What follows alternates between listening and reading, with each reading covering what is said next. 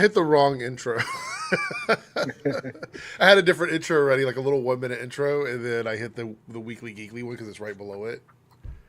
I've already committed. I was like, all right, I guess it's the Weekly Geekly review of Thunderbolts. Anyway, welcome everyone. So far today, I know we have a few other people that say they're going to be here. We'll see if they show up. We're going to be live for a bit. We have Darren in the house. Good to see you, Darren. Hello. I'm going counterclockwise. And of course, we have 3Dub here, who has also seen Thunderbolts. Correct, Yes, 3Dub? Okay. Yes, I have. I want to make sure because this is a spoiler stream, so I don't want to like have people show up and be, oh, we're doing spoilers? Yeah, we're doing spoilers. Hello, everybody in the chat. Good to see everyone. Let's see here. Let's get some background music going. I hate dead air. It triggers me. So just there's some stuff on.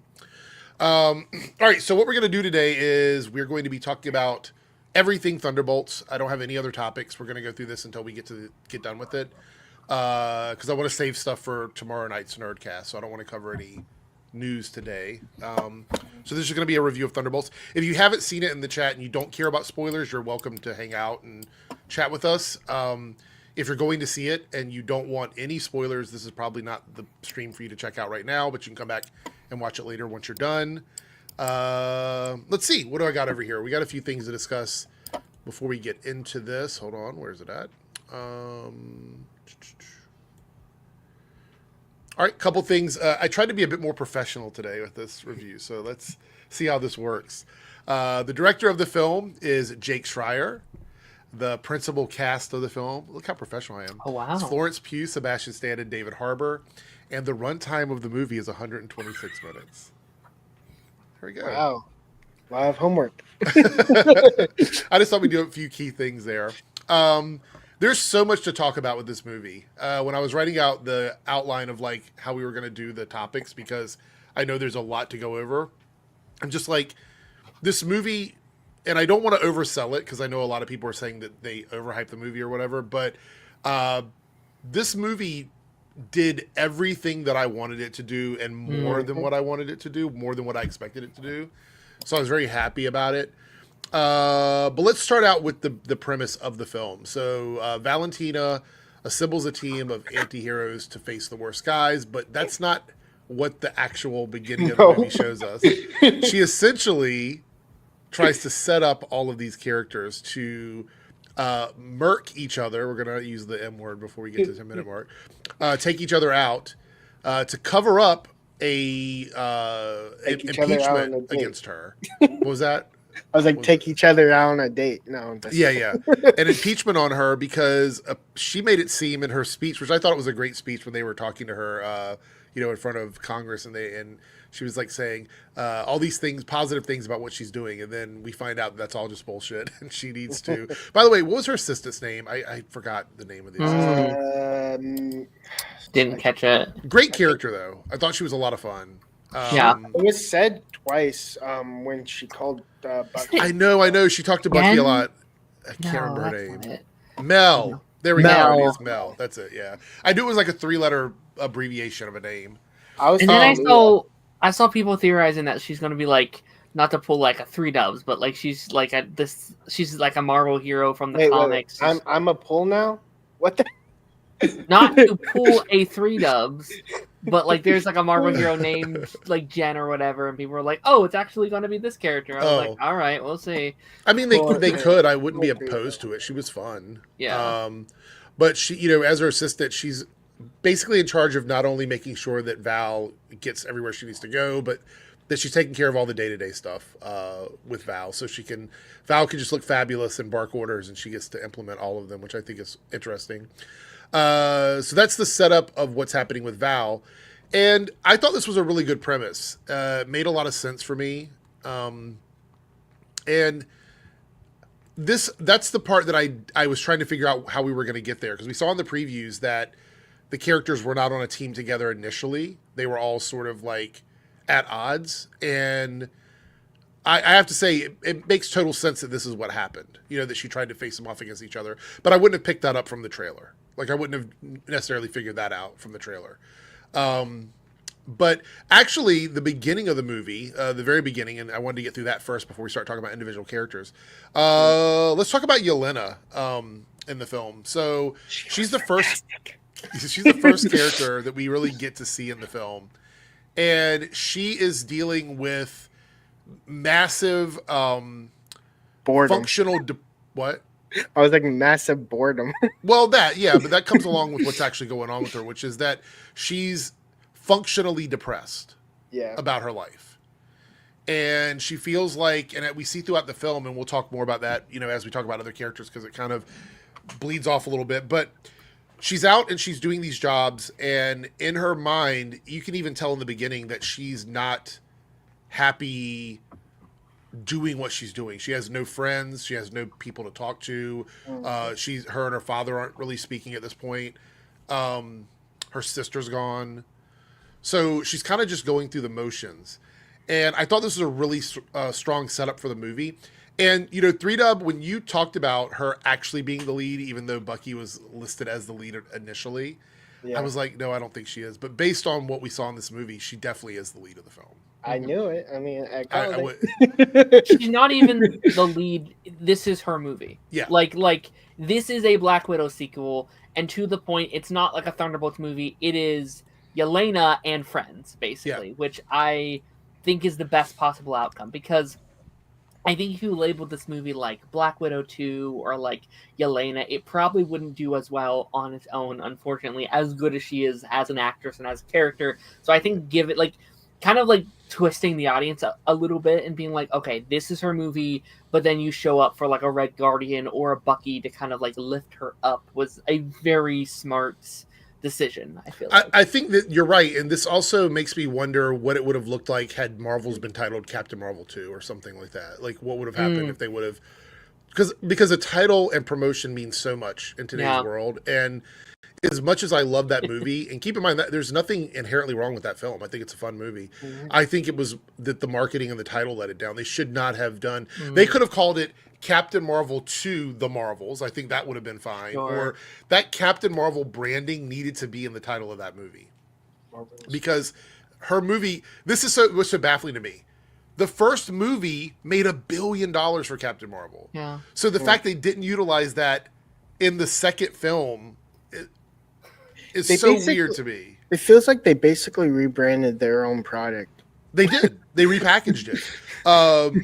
Yeah. But this movie did the right thing, because I think Thunderbolts being sort of a placeholder title, we'll talk more about that in a moment, but being the placeholder title for a movie that did sort of feature like Yelena and a couple of other characters, really, felt good. But also the team dynamic felt good. You know what I mean? Like the characters all sort of work together. I do have one criticism of one specific character, and it's probably not the one you guys are thinking about. But outside of that, I think that the team dynamic was really strong, even when they were in smaller pocket teams and larger teams. What's funny is my problem is a logistics thing. It's not like a thing that I'm upset about, but at the same time, it doesn't make a lick of sense. Wait, what? What are you because talking of the location that the whole location for the final battle. Oh, well, we're not even there yet, 3. Well, I mean, the location. I'm not talking about what happened in the battle. I'm just talking about the location. It's where Spider-Man is. I understand. What the heck? He's not there. I get it. I've seen the criticisms of it. We'll get to that. Let's talk about Bucky though as well, because I think he also I liked Bucky in this movie, and I think Bucky had some big stuff in the early parts of this film, and then it kind of bleeds off a little bit as the movie goes on. And I actually think that was a smart way to get people, because it is a Yelena movie. It is, but I think they needed Bucky to also feel as important as Yelena, at least in the beginning, and then it kind of bleeds off at the end. But let's just talk about his setup. So he's working in government. Is he a House of Representative or a congressman? Is that work? I think he's a congressman. Yeah, just. But now he's not, right? Because I think senators are senators. He would be a congressman, so House of Representatives. So yeah, because they didn't make it very clear. Because it starts off like he is one, but then at the end it's like, oh, maybe he no longer is one anymore. Yeah, so did he resign, or was he did he just get fired? What happened? Right, they didn't totally tie that up, and I don't know if that's something they just didn't think was important. in the movie. Maybe they thought that was unimportant. But the thing is, it was an interesting twist on his character to go from the Winter Soldier to working for the people. He was elected into a position, which makes me wonder, how did he get, how did Bucky get elected into that position? That's the thing that, like, I was thinking about today, actually, because, like, he shouldn't probably be there, right? Like, everything he's gone through logistically, I feel like there's some problematic things where, like, if this was the real world, we would like, well, no, he knows all this stuff and he killed all these people and did all these things. He should not be in a place of power, which I feel like is a very good commentary on popularity winning votes. Like, I imagine in this world, all the young people showed up to vote, be like, yeah, but he's an Avenger. Like, we're obviously going to go vote for the guy. He saved our children. He's friends with the Captain America. Of course you're going to vote for him. And I mean, he could have campaigned with him standing next to Steve Rogers. Like, this is my friend, you know what I mean? Like, yeah, no, 100%. Like I feel like I feel like that's probably like a larger like commentary like in universe that would be kind of fun to explore. Like, maybe like what did he do to get himself in that position? Right. Was it logistically correct for him? Right. And where was he campaigning to get elected? Does he have a residency in the United States now? I mean, I don't even know. I feel like he's just kind of a floater. He just feels like Ross was in the same situation. Like, he was only elected because of the fact that he dealt with the Hulk. He knows how to deal with superpowered people. Yeah, maybe except he was never a superhero before. No. That's the thing. Like, he was superhero adjacent. Bucky was literally a superhero, still a superhero at this point. So that's kind of interesting. But you were saying that, I don't know, maybe I caught the wrong vibe there, but you didn't like how his story sort of dropped off at the end of the movie? I didn't hate Bucky in this movie. I think he served most of his purpose, but I wish he had... Bucky didn't have a story in this movie. Yeah. He kind of just existed. And he had a concept of a story. And that's the thing. Like, I think this could have been the coolest Bucky story of all time. Like, I think it's in the lines there of like some really cool stuff you could do with him. I'm not mad about it. I understand there's a lot of new characters that you want to develop over the one that's been here for almost 13 years. 14 He's years. been in Marvel movies longer than any other actor, I think, at this point. 9 movies.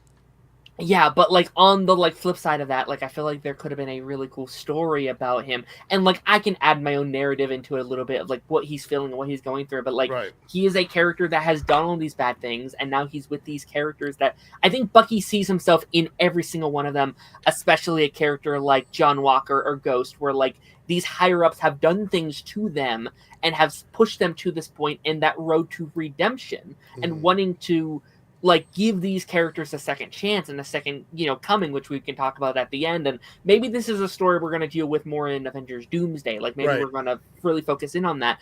But I did just want just like even just a couple of lines within the movie, just like where he's at, what he's going through, especially a movie focused on how characters are feeling and what their mental state is like. And, like depression and anxiety and like all these things. And I would have liked to have focused on the Bucky stuff just a little, just like a minute more with like in this movie. I'm wondering like, sorry, go ahead. I felt like Bucky like was there to basically be like, hey, even good guys have their bad days. Like basically like I was brainwashed. Well, I mean maybe, but that's kind of also John Walker's story as well. Like, John Walker wasn't necessarily a villain. He had a moment where he did something incredibly awful. Like, basically, everyone was doing, like, a sob story, and he was like, I'm here, too. I have one, too. I'm like, what's the problem? Just move on. Well, I actually think that's the overview of all the characters in Thunderbolts, is that they all have some form of PTSD, depression, something going on in their lives. And I think that's kind of, I actually think the movie, and I said this in my short non-spoiler review, was I think the movie is more of a commentary on mental health 100% than any other stuff. And I think that's a new thing for Marvel to even tackle in a film, which I thought was really smart. I feel like they were tackling without actually like preaching to us. So well, absolutely, but I think they also did it in universe. Like it wasn't one of those things where a character was. It's a commentary on it. Yeah, it's literally it. Right. Yeah. It's not so literally in your face. It's very subtle. And if you go to the movie and you're just looking for a good movie, you may not necessarily even put that together with the film, but I feel like that is what the movie's about, right? I kind of think it is in your face a little bit, which isn't a bad thing. Like the literal villain of the movie is depression, right? Yes. That is the thing that they're dealing with. Like all the characters are like, is it worth living? Is it worth moving forward? And having, I think, like a manifestation of that in a character that. So do you think that's too cerebral for the general audience? No, I think it's good. Like it's in your face, but I don't think that's a bad thing. Like they I even tackle like introverts because they're locked up in their little hidey hole. I think because like not to jump to the end, and I won't hear, but like I felt like when that scene was happening, I was afraid at first that people would be mad that like, oh, they're winning the day by the power of friendship, because ultimately that's what it was. And I feel like if it was done just even slightly different, or even like with a slightly different tone, people would have hated it. Like CW Flash did that stuff all the time, and people, bitched about it all the time. But I feel like it had the exact right tone and the exact right amount of it that, to me, did it in a way that feels genuinely like real and like done with so much heart that I think people can relate to this, and I think ultimately needs a movie like this. Yeah, it honestly felt like an AA meeting for them. I mean, not in a literal AA way, but yes, they all sort of used each other to sort of like. That's what I meant by it. Crunch on there. Let's do a couple super chats before we move into the next part. So Crazy Cat Lady with the $2 super chat. Thank you so much. I saw it yesterday. It was awesome. Yeah. I would say I'm seeing far more people that are either like it was good to it was great than a lot of the negative I've seen from so many of the. I don't think I've seen a single like negative. No, but I've seen criticisms about the way they handle depression. That seems to be the biggest critique of it. So I've seen like it's overrated, but like even the people that are saying it's overrated, I think are still like it's good, but blank, which I feel like we haven't seen in a while. Like I feel like even with like a Guardians or like even with like a Deadpool and Wolverine, like I feel like that still had a center of the audience was like, hey, I don't like this thing. I'm not a fan of this thing. Absolutely. For this one, I haven't seen too much of that. Well, and we're going to talk more about like audience reception as well. Cameron Walker with a $5 super chat. I think the strike kind of messed with the Marvels a little bit. I 100% agree with that. I don't think people understand how detrimental that strike was to so many movies. The Marvels did not get a proper I feel like they would have made it more clear that Captain Marvel was moving into this role with these two characters through press junkets and interviews and stuff like that. They never got to do any of that stuff, so this movie just kind of got dropped on everybody's lap, which it was also like COVID I think really messed this one up as well, because like you kind of got double hit with like the COVID and the writer strike, and like I assume you're going to talk about it in your next one, but like there was a lot of like Kevin Feige thing that had come out over the last couple of days about like what was happening during that time. Yeah, that's the topic. That's the big topic for tomorrow's stream. Yeah, and like a lot of that stuff, like I think you can see it in movies like Captain America 4, in the Marvels, and like a lot of these movies that are very kind of Kevin Feige focused. And then when you look at movies like Internals and Guardians 2 and even Deadpool 3 that are more so like solo outings, like from a director just kind of doing their own thing a little bit separate from everything. Yeah. Those ones are slightly better received, which is kind of interesting to see. Cody here with the member for 64 months. Thank you, Cody. People pointed out that Bob is bipolar. Now, I don't like to armchair diagnose people, but but I think that I think that this is probably a safe assumption about the character. Based on what we saw and I think it came from like his description of how he doesn't remember things and stuff like that.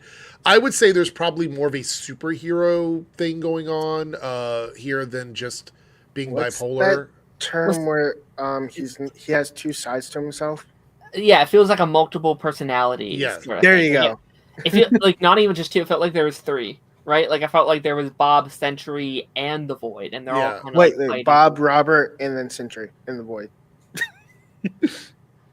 I think there was like a difference between Robert and Bob. Bob was like timid. Robert was more confident. Maybe I don't know if I picked up on that, but I mean, I'm not saying We're all just speculating here, but I didn't pick up on that at all from that. It felt more. He felt more confident, like he knew what his power was and stuff. Like I think that was just like the Sentry personality kind of coming through, though. Like I think like the more confident version of him was Sentry, and then once that version kind of gets into the darkness, that's when the void comes out. Sentry gets more powerful through confidence, which then leads to the void, and then Yeah. everything unravels. So it's a balancing act with the Sentry, which I think we're going to see more of, but we haven't even got there yet. But let's go ahead and hold on, what do we got here? Where's my little notes? All right, I guess let's talk a little bit about Alexei in this Red Guardian as well. So I loved him in this movie. I think he was great. He's one of my favorite characters. I know, Darren, you didn't like the What If episode with him and Bucky, but he's one of my favorite characters only because he does. If you need comedy just to be there and exist, he's the character you're going to put in there because he is a funny character, and that's his personality. So it's not out of the blue for him to make a dumb comment because that's what he does. He's the big like meathead character of the team. He felt like Shaggy of the team. Basically, he was the glue that holds the Sunday together. Basically, well, he wanted it to be a team. That was the thing. He was the one person that was like, I want to make a team. I want to be this. Yeah. Because he's always wanted to be a Captain America type guy. That's what he's wanted, and he feels comfortable doing that. So he's wanted them to be a team. So he's kind of wishing it into existence. He's willing it into an existence here in every way possible. But even he is dealing with like not feeling good about his life. I mean, we first run into him in the movie. He's sitting in his apartment, townhouse, whatever it was, stuff everywhere, like in a depression. What is it? A depression nest is what they call it, where you just kind of fill things around you to make you feel like you have stuff keeping you, protecting you. And Yelena shows up, and immediately you can see that he's happier just within those few seconds where he's sitting there watching TV. He's ordering DoorDash. He's just being like totally out of it. And she shows up and he's really happy. He wants to work for Val, even though he doesn't care if Val's being corrupt. He just wants to be out there as a superhero. I find it funny that like even in the Marvel universe they have like DoorDash. I'm like, couldn't you like think of like a in-universe name like Big Belly Burger? Well, because DoorDash probably paid. That's probably right. That's why it's hard to determine budgets of these movies. They probably paid them millions of dollars to have their name mentioned in a Marvel movie. So yeah, that's why I use DoorDash. If DoorDash wouldn't have paid, they would have come up with something else. They would have named it something else, most likely. But he's sitting there. He's very depressed or whatever. Doorstay. What? I was like Doorstay. Doorstay. But I really enjoyed. So one of my favorite scenes in the movie, outside of some of the action scenes, is the one where he's towards the end where he's talking to Yelena about being a dad.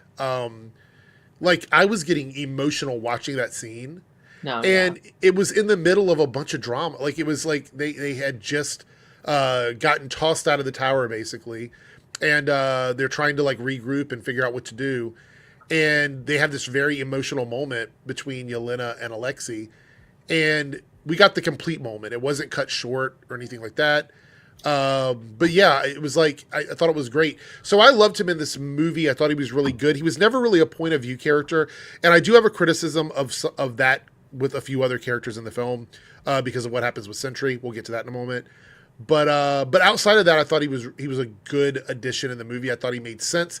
And this is, Darren, like you said, a direct follow-up to Black Widow. This is the Yelena Red Guardian stuff that we didn't get a proper follow-up to because we're never going to get a second Black Widow movie with that character. It honestly felt like a big like time jump too, because we see him like I don't know how many years or months after it. Like what? we don't after Black Widow? We don't know the reason why he's in his house basically.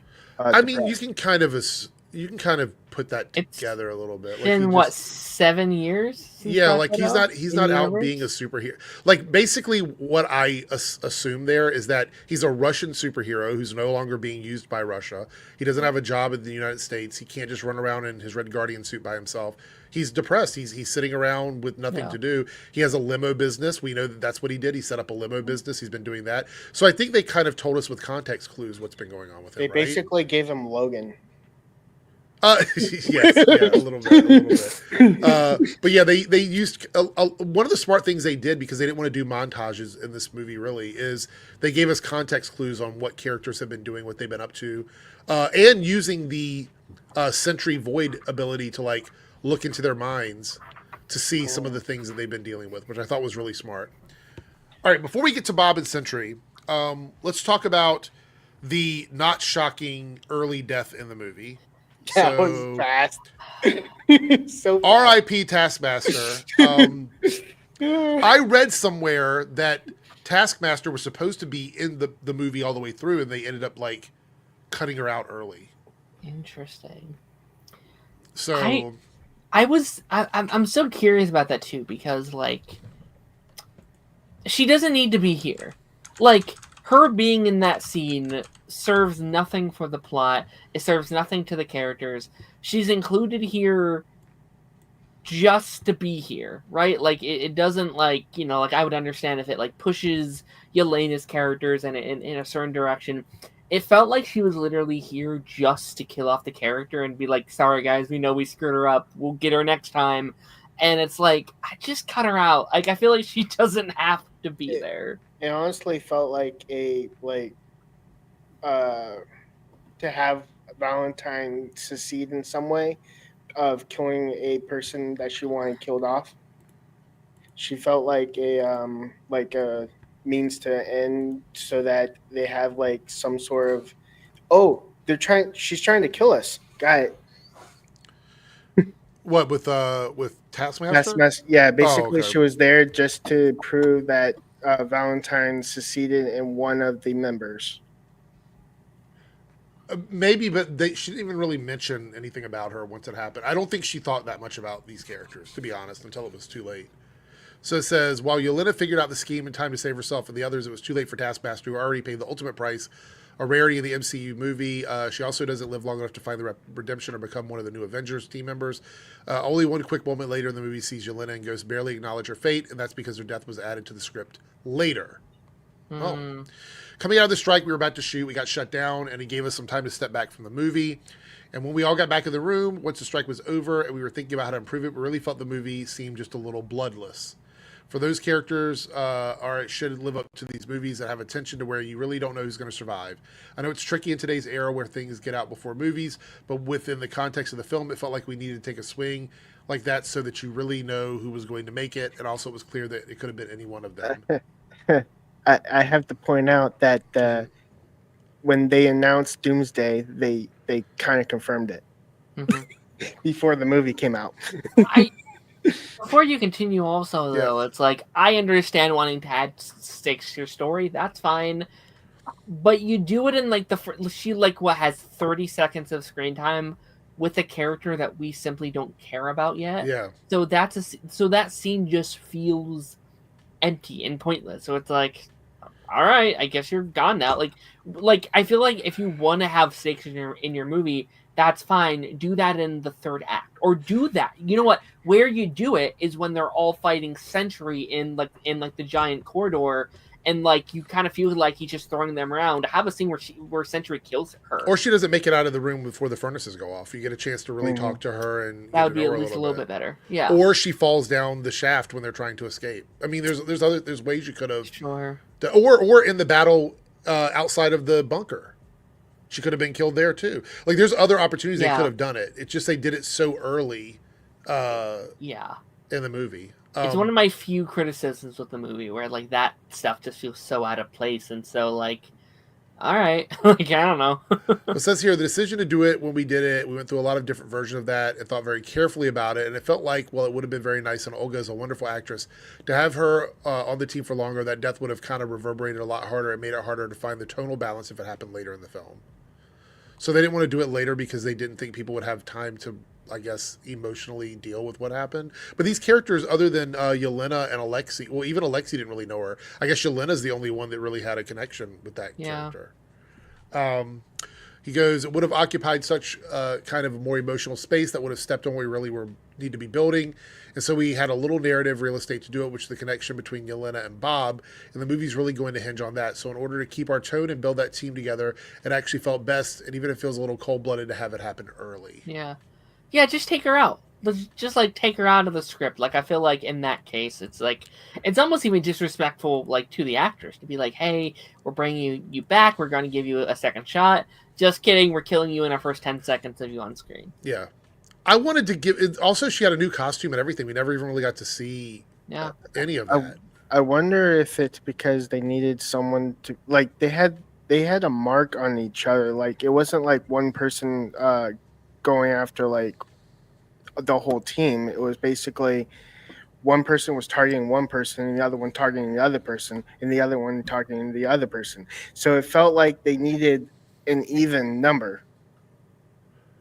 That even number for what? That everyone's targeting everyone. No, I think they intended to have her on the team. Because if Taskmaster wasn't there, then who would? Someone's not going to be targeted. Yeah, maybe, but I don't think that was it. Like what the director just said that we just read. That she was going to be in the movie, and they decided to eliminate her. I mean, like even if they cut her, like Darren said, like they should have cut her out. I'm like, they need someone there because it doesn't make sense that everyone's. They could have just had one person going after two people. You know what I mean? They could have sent John after I guess two people. That. Yeah. I don't think that had anything to do with it. I think it was just a situation where, like he said, they needed someone to die in order to set the stakes up of the movie. And she was the most... But this also tells me that Marvel was not happy with this character. That's the other thing, is that when he talked to Kevin Feige and they talked about who was on this cast, he probably said which one is the most expendable character out of all of these. Because I don't think Taskmaster had much of a story after this movie. And I think everyone hated her in Black Widow. They did, but they also hated Ghost. And now people are coming out of this movie being like, oh, we actually really like her now. Can you bring up Short Car's comment? Sure. Because I actually think that's actually a really good point. I didn't feel like Ghost kind of was the one character that I knew you're going to get there. We can go ahead and talk about it now, actually. Ghost was a character that had a really good start in the first act and then just completely got ghosted in the rest of the movie. And I wonder if that's why. I wonder if all of Ghost stuff dealt with Taskmaster and it was taken out of the film. Agreed. Like, she is the one... And it's actually very impressive because I felt like they actually really made me like that character. Yeah. And I think it's very impressive that they've made her very likable, very fun, a character I want to see again, despite not really doing anything with her. Like, she's just kind of, unfortunately, just there. And her personality, I think, works very well with Yelena and John and, like, Bucky. Like, I think they work very well together, despite her not very similar to Bucky, just kind of being around and just kind of being a part of the cast. I like Ghost. So the funny thing is, I actually like Ghost. I liked her in Ant-Man. So I thought that there was a lot they could do with the character. So coming into this movie, I was anticipating, like, seeing her growth as a character. And we do see that she's kind of, she's better with her powers, even though she can only do it for like 1 minute. That's enough. Like, you can jump through walls and dodge weapons and stuff like that. So that's really important. But they dropped the ball on her. And I actually think seeing her story during the Sentry stuff, we'll get to that in a moment, the reason why we didn't see a lot of those is because Ghost wouldn't have had one. It would have made it really weird because of the whole Taskmaster stuff. So they had to take it out. That's what I think. Cody has a good point. He said everyone was essentially in pairs. That's and what he's 3Dub kind was of saying. right. Where That's it's what 3Dub like... was saying. Yeah, because it's Yelena and Alexei, right? It's John Walker and Bucky. It's Bob and Valentina, and then it was probably Ghost and Taskmaster. Ghost and Taskmaster, yeah. So it kind of felt like Ghost was there to kind of like make sure everyone trusts each other, because every time she disappeared, they're like, is she coming back? Yeah. No, I thought that was funny. I think like one of the other characters that I think heavily benefited from this movie, not total redemption, mind you, but some redemption in my mind, is John Walker, because it seems like he didn't continue down the path of just murdering people, which is good. Like he wasn't like losing his mind over the serum. But he has struggles at home. We see that he's having struggles with his wife and his kid, that he regrets it. So there's remorse there, which the first step to redemption for a character is showing that they accept that they did something wrong and they have to grow from it. So I think that's what they're showing a lot with John Walker. Am I ever going to love his character? He's kind of the dumb Captain America, so probably not. I probably won't love him, but I do think that he has a potential to sort of come out of this, possibly after the two Avengers movies, come out of this a little bit better, if that makes any sense. So I have a lot of thoughts on him, but I'll save some of them. Hey, Jake. Sorry I'm late. I went to McDonald's. That's okay. I have thoughts, but like some of it does kind of come on the tail end of where we end the movie as well, and where his character could lead. Right. In the we got to talk about the end credit scene. There's a lot to unpack with that. Yeah. Is that one of the new ones? Is that the new logo? No, that's the yeah. I was gonna say it doesn't look like it. I was like, but I didn't know if that was like one of the merch that they had dropped or something. No, this is a shirt from 20 years ago. Oh, okay. So classic. Love it. What'd you get to eat, Jake? I did not get a Grimace shake. Oh, well. Damn it. I know, big disappointment, right? That's an awesome shirt, Eric. Oh, thank you. What is that, Spider-Man? It's just it's like a chibi Spider-Man shirt. Oh, okay. Yeah. Magic School Bus mix. So let's talk about. Have we covered everybody from the beginning yet? I'm trying to make sure we got everyone. Ghost, John, Taskmaster. Except for Valentina, I guess. Yeah, I mean, we talked a little bit about what she was doing, and we'll get to her in a second because I want to talk about the introduction of Bob or Sentry. Yeah, speaking of John Walker for a second, we know he's U.S. agent, but he doesn't say he's U.S. agent. Well, because I don't think that they're. To be honest, that code name is generic. What is your name? U.S. agent. Agent of what? In the comics, it makes sense, but in the context of the movie. And I also have they officially said that's his name? Officially? No, basically, they've just called him. They just called him a Captain America. Yeah, I think he probably. He's also marketed as U.S. agent for toys. I don't even think it was said in the universe that Ghost is Ghost. Basically, we've been calling her by her name. Ava or whatever. Ava, yeah. I'm pretty sure that's her code name, though. I think that's what the government calls her, or at least they refer to her. Maybe she doesn't use it as her name, but I'm pretty sure that's what I've seen on the screens and stuff. I don't know, but I don't think I've seen U.S. agent anywhere in canon. No, just toys.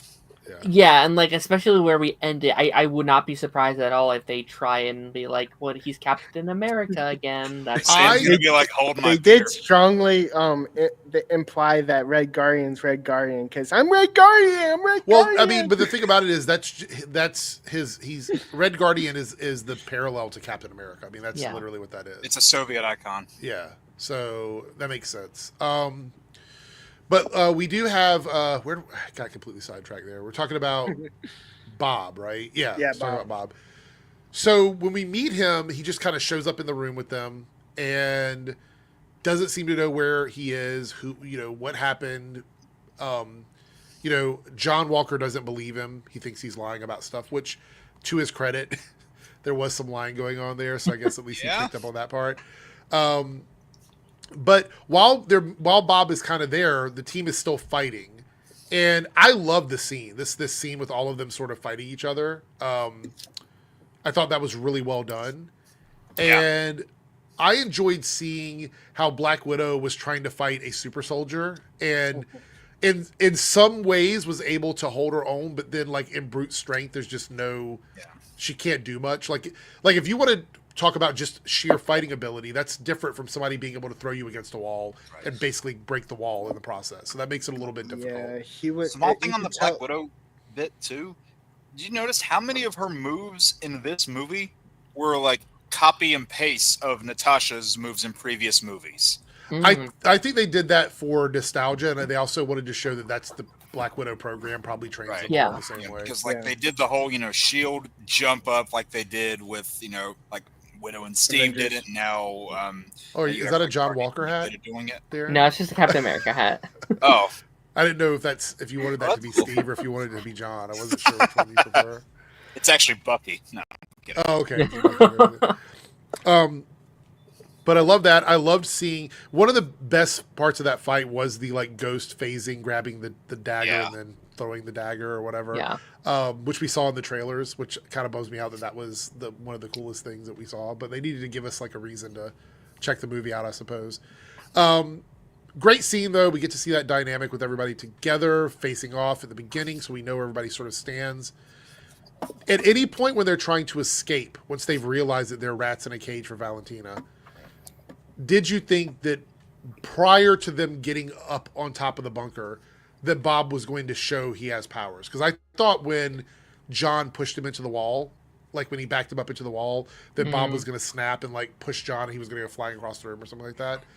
I for some reason, when they were going in the tunnel, the tension about are they going to fall? Is he going to start flying instead of hitting the ground? Like I think that the director did a great job of like giving us moments where we're holding our breath, waiting for him to show that he has powers. They know that we know, but they don't know yet. Right. Which is but at the same time, they made you wait. Yeah. I think honestly, the strongest part of this movie is the first act of the film. I personally think that's the strongest part. There are other parts in the second and third act that I like, but I think as one narrative, like the first act of the movie is so strong with them trying to escape the bunker as superheroes. I think that's a really good. But I also think that you have the odds are almost in your favor when you have a contained space with characters just having interpersonal moments. Like it gives you an opportunity to sort of control where everything goes, opposed to everybody being out sort of running around and other people interacting with them. It just gives you those characters talking with each other. And I think that's really important. There was also like a part in the beginning where Yelena is like, can anyone fly? But I totally think all of that was part of the gag that we knew that Sentry had powers. And then Sentry goes, I have an idea. And then the next scene, you have them like all like bundled up. But I think that again was part of the gag that we were supposed to think he was going to fly them out, but then he didn't. And it felt like I was watching the Teenage Mutant Ninja Turtles do the shell shock move when they were all up against each other. It's very like Emperor's New Groove when they're like climbing up the mountain, go back by back. Oh my God. I will say, Eric, just to like carry up on that, like over these years we've had so many conversations about like, is this the right roster? Is this the good roster for this movie? And now that we have seen it, we can talk more about this later when we get to that stuff, but it's very clearly why they picked this set of characters with these morals intact and where they are in their journeys, because it's like they were all super soldiers for a reason, because that was the narrative that they needed to tell.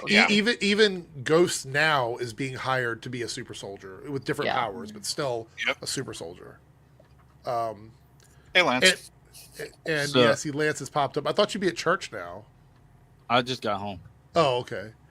Long service today for Cinco de Mayo. Church people like to get litty with the margaritas. I had three different services. So. Oh, okay, all right. It's been a long I wasn't sure if y'all were drinking up the margaritas and. No. Okay. Lance is like, no, that's Friday nights. The Cinco de Mayo is too woke for me. So. Oh, okay, gotcha. Right, I forgot about that. You host Party Nation. That's about Party Nation is gonna be It's gonna be. I think it's gonna be an all-white party on a. Oh July. no! Yeah. Oh no! Cody with the $5 super chat. This movie changes so so much about Doomsday. It's not even funny. Yeah, that's true. So I think, look, not to jump around too much, because once we get past the Bob part, we're just going to talk about the whole movie. But this ruined my theory, by the way. I think this movie. No offense to the last two phases. But this movie feels like the first proper follow-up to Endgame, honestly. Because I feel like it continued that vibe where all the experimental stuff was sort of a little bit all over the place. I can say that between this and Captain America Brave New World, those are the two movies that feel the most like they're connected to what happened at the end of the universe is coming together, actually. Yeah. Because all the other projects, like, they've been good, but they've been disconnected. Right, but I don't think that's right, and I don't think that's necessarily a negative, but I think for the people that were looking for answers, these last two movies, really sort of pulled together a lot of the loose threads that we had sort of hanging before we go into, like, the 2 Avengers movies. But I also want to point out that I feel like we have so much more ground to cover before we get to Doomsday, and we only have 1 movie. Yeah, there's like the big thread that's still out there left hanging. We still don't know this. I brought this up on Darren streams. I brought it up to Lance multiple times. We're a year out from this next Avengers movie, and we still don't know who the Avengers are. We still don't technically know. Even after this movie, we still don't have a clear-cut idea. And like, it can be a thing to like, you know, where like it could be an easy sort of fix to where like you look at all your characters that were in, you know, Infinity War, Endgame. Are the Guardians technically Avengers? No, but we just kind of looped them in. Had characters like Strange and Black Panther met all these guys before? No, not really, but we just looped them into the same conversation. But you can't really do that here with all of these guys. Yeah.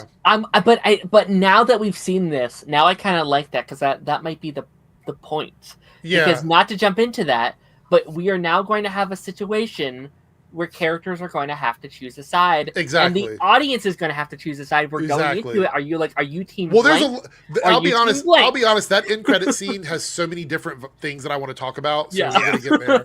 But Cameron, honestly, with that, I was talking to my wife about it. They could just go West Coast Avengers. Something like that's true. Yeah, I thought about that too. Something like that.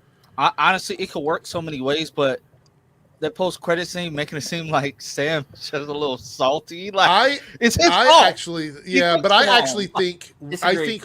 think we're going to end up with a Man of Steel situation here into BVS, and I'll explain that in a second. Cam with a $5 super chat. The last time we heard U.S. Agent Cold in name universe was Falcon and Winter Soldier, shown by Valentina. Okay, so that's what that is the internal code name for him, for them, but not the name that he uses. So it's just never been vocalized. But now, I don't think he uses a name. Honestly, I just think he just goes by John Walker. Well, they never called Steve. Nobody on the team ever called him Captain America. Everybody called him Steve. So, but now he's going to be a more public face again. Out on the field. If they'll switch him back. Is what I'm thinking. I think calling him Walker is a reminder that he is not Captain America. Right. Yeah. They're not going to call him Captain America when the government has a Captain America already. Right. But I think. Yeah, go ahead, Darren. I don't know if they're going to stand by that though. Now that this has happened, the government technically. Like this is the government's Avengers now. Yes. Spoilers. We're already beyond that. The only thing I want to talk about is Sentry, and then we were going to just kind of open the government took away his title of Captain America. He did. Like this is now whatever we're going to be dealing with Sam. The government sanctioned Avengers are what or this team that we saw at the end of the movie. Right. So that's why I'm wondering. Is Sam's team even going to be the Avengers? You don't need Captain America to have an Avengers team per se. They're using the name as a branding tool. Sam was Captain America without the Avengers. Sam is the one that has the shield. He's the one that has the shield regardless. But it became a legal loophole because the person that told Sam to make a new Avengers team is in prison because somebody turned him into a giant red rage monster. Right. So Valentina jumped in that loophole, and she's like, you know what? I'm not going to be impeached because I'm going to do something cool. But here's what's, I think, really interesting with this whole world right now. It's like the government are going forward are going to be trying to see this new team as the legal government-run Avengers team. So I'm wondering if Sam's new team isn't even going to be officially legal. Like, I wonder if we're going back to some Civil War, and that ties very, very well to Daredevil Born Again. So if Sam's team isn't a sanctioned legal team, will they be considered vigilantes? And they won't be considered vigilantes though, because everybody's gonna know them. People still know the people that. But will they care? Like, I don't know if the government's going to care. Like, I think what Kingpin is doing is going to spread.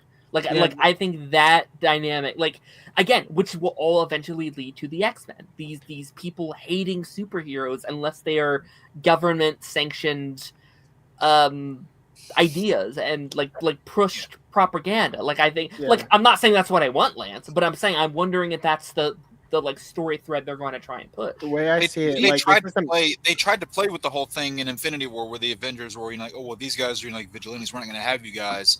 And Cap basically threw all that out the door. He's like, we're the best chance you have. You're going to deal with it. And with what's happening in these two movies, I imagine it's probably going to be the same sort of deal where Sam's like, hey, you may not be the ones that own us, but right now we're your best chance. 100%. Yeah. Honestly, I could see it as a thing of Sam. We've never seen Sam interact with Valentina, Allegra, DeFontaine. We've never seen him interact with her at all. Surprisingly, she took it upon herself to do this, and in doing this, like I said, she's not gonna be impeached anymore. But who gave her the right to even do this, though? Yeah. Who gave her the right? She took her team of covert, basically her team of mercenaries. Yeah. Her team of mercenaries, and made them a government-sanctioned team. 1, so they wouldn't get her in trouble. 2, so she could stay out of trouble herself. So it makes me wonder. Maybe Sam and Bucky hash this out. Maybe they hash it out. Right now, I think Sam's whole mind frame is, Bucky, you're supposed to be like, we supposed to be good now. You're supposed to be my guy. How could you let her do this? How could you let this happen?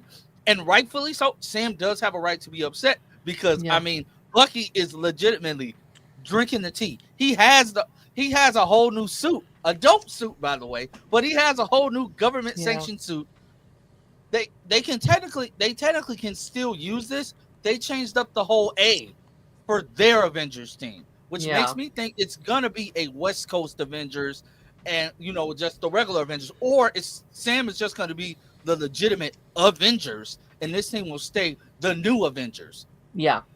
Either way it goes, it's gonna be funny. It's gonna be funny as hell when you see like the Fantastic Four show up and Doomsday and Sam sees like, yeah, we're the Avengers, and then reading it was like, but they said they're the Avengers.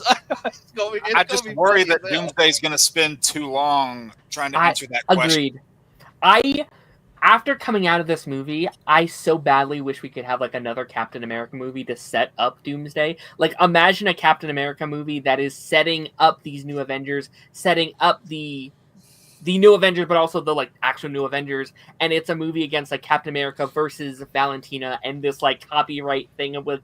It's almost like Captain America Civil War 2 between Bucky and Sam. Like, I think that would be a really, really fun idea. So then the Avengers are set up. We're good to go. There's 2 separate teams. And then going into Doomsday, we don't have to do all that heavy lifting. But I feel like there's like so much like left over from like it's not all wrapped up that we need another thing to tie some things together that basically Doomsday will be like a 4-hour movie by this point, trying to tie everything up.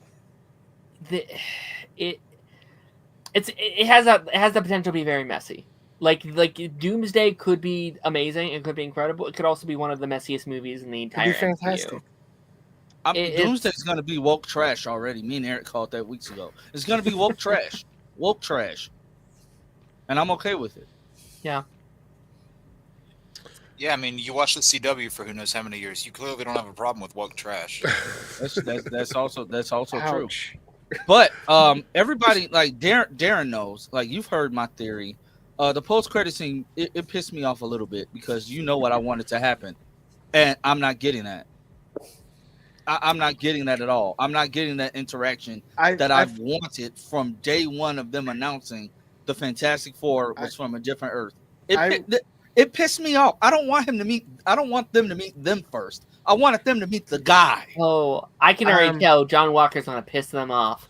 I felt like, especially when Johnny are gonna get into it. When I read the credits, I was like looking at it, like there's the music, right? They literally do the theme song for that music. I'm like, we're already at the credits in the end credit scene. We haven't even explained what it is. I haven't even talked about Sentry. Like, I'm sitting here and I'm like, okay, maybe we'll get back to Sentry. I'm sorry. Nobody cares about Bob. Nobody cares. Hey, Sentry was one of the best characters of the movie. I was excited. I haven't talked about it. It's okay. Did you see the concept okay. art?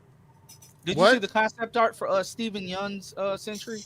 Yeah, but I don't think anybody cares about that at this point. Lewis Pullman. I do. That was Sin Invincible Tree. Well, I will say this: like, I know a lot of people wanted him for that reason, but after seeing Lewis in this role, I don't care what Stephen would have done with the role. As many times as he said "invincible," that would have been annoying. Maybe. I'm glad everybody's excited about this movie because I honestly feel a different vibe with this film than I have over the last few like Marvel movies, which is I'm happy about that, but I'm also sad about that because I wanted people to be excited about Captain America. What was that, Lance? Non-racial vibe. In what way? That's Like just it wasn't woke enough. Was it not woke enough for you, or was it there are people right calling it woke? woke, so maybe it is. I don't know. I hear people calling it woke, even though it is woke, and that's great. I mean, somebody was mad. They're like, oh great, a superhero team full of all white people, and then I look at Ava and I'm like, I'm going to insert that. I'm going to insert that quote from Princess Bride. You keep on using that word. I don't think it means what you think it means. I guess tackling mental health is woke. I guess that's what it is. I don't know. I guess. I liked it. Let me see here. I was actually looking for. I don't know if I can find a good shot of it. Of me in my superhero suit. Yes, for sure. Nice hat, Darren. Thank you. I know he said we couldn't find out if that was the John Walker or the Steve Rogers version. I was not sure. John Walker's not cool enough to have his own hat. Oh. That's true. No, that's Steve. That's Steve. Actually, the funny thing is, you say that, but I bet you that there is. There probably is. There probably is by now. John Walker. There is now, yeah. Hey, can we? Is it just a running gag that he's just not gonna get a new shield? Yeah, that was funny. Bob that to was funny. unbend it. Yeah. Like what? And what happened to makes Guardian sense, though. shield? Huh? Guardian hasn't had his shield since. His shield was Black it Widow. wasn't even vibranium though. It was just like a. Yeah. It was a trash can. It kind of makes sense though that like the Wakandans would have said no till John was giving him another shield. They'd be like, Yeah. well, fuck no. It's Sam's Captain America now. We're not making you a second one. Are you kidding me? You also saw how the Wakandans thought of Walker and Falcon Winter Soldier. Yeah. This suit goes hard as fuck. I know a lot of people were worried about it. It looks like David Cornsweet. A little bit, but that's been the criticism of David Corn's sweatsuit is that it looks too much like the MCU. That was one of the big criticisms of it. I think it's because it looks like they're using some of the same design material. I think it just depends on who makes the suits, like what company they go to make the suits. I think that's really what it comes down to. Gunn might have brought some people from his Guardians movies. Most likely, yeah, that's most likely what it is. He You have to uses look the into same it, company for everything he does. so that's probably the big takeaway from this. Yeah. But this looks like not only does he look like Sentry, like and I know it has to do with the dyeing the hair, which they made a joke about in the movie, but not only does he look like Sentry, but Lewis did a really good job of portraying all of these different versions of his personality in the movie. I have to say, in the Watchtower, the Avengers Tower, when they went after him, he showed you exactly why Superman in the Marvel universe is so fucking dangerous. Because the power level is like so much higher than your average like Marvel, street level superhero. People brought up the question, how would you defeat this guy like in Doomsday if he was the bad guy? Okay, so even in the comic books it's kind of a weird thing with Sentry. You think about physically, you can't. Right. So we're talking about like one-on-one. There is one character that I think could actually fight Sentry. Are we talking non-like gods here? Like no, like We're talking like the current roster of the MCU. That we have. Okay. There's maybe Captain two. Marvel could whoop Cuz. Well, I was gonna say Captain Marvel's probably the only person that could like physically face up against. I was thinking Scarlet Witch. Well, maybe. Scarlet Witch. Yeah. Okay. So the problem is with Sentry. If you don't get the drop on him, you're fighting him like physically. That's the only issue, right? And he's got molecular kinesis. He's got all kinds of other weird powers. Is he bulletproof? Yes. I just forgot someone. Didn't they have like a Superman kind of thing in Eternals? Well, they do, but he's dead. So okay, never mind. Scarlet Witch is now dead. Yeah. So we're talking about the characters that we have. Hyperion, though. Well, there's no Hyperion yet, so we're not. Hyperion could, but Wait. Hyperion doesn't exist right now. I just thought of someone. Blue Marvel could, but Blue Marvel doesn't exist right now. The guy from the Guardians of Galaxy Volume 3. Can I get my point sorry, out before you guys? I'm getting cut off. I've got 2 characters, and then we can talk about everybody else. So Captain Marvel is one of them, and at full power, I think Thor also could face off against him. Those and Hulk, if Hulk is like not pulling his punches, I guess. Those are my Not 2. Smart Hulk. No, not Smart Hulk. Maybe even Red Hulk could do it. Except for the fact that he's got other stuff besides brute strength. Now, outside of those 2 characters, who do you guys think could actually face off against Sentry? For me, I think it's the gold guy from Guardians of the Galaxy. Adam Warlock. I don't think this iteration of Adam Warlock. Not with how he was handled in that movie. Yeah, I mean maybe if in the he comics, was fully controlled. Maybe they'll beef him up, when he comes back. But I'm gonna cheat and say Loki at the end of season 2. Yes, Loki could probably do something with. I'm gonna also cheat and say something that hasn't released yet, but I have a feeling that depending on how they do Silver Surfer. Yeah, probably. Yeah, most likely. Lance, you got anybody? Mine was like any of the like Captain Marvel. I think maybe Monica. I possibly think Monica could take it. Monica probably could. Yeah, most likely. Yeah, with her powers, because she could phase. Did y'all notice? Did y'all notice like he couldn't do anything to like Bucky's arm, except rip it out? Like he tried to warp it, but he couldn't. Is it because of vibranium? Is that what they're saying? Yeah. So I'm thinking maybe he can't do anything against vibranium, and if that's so, like, what could he? So that would mean adamantium is completely out of it. Then, if adamantium is in it, then that's completely out of it. Yeah. Is vibranium stronger than adamantium? No, adamantium it contains vibranium, but vibranium by itself is not stronger than adamantium. No. Yeah. Okay, so Wolverine could take him.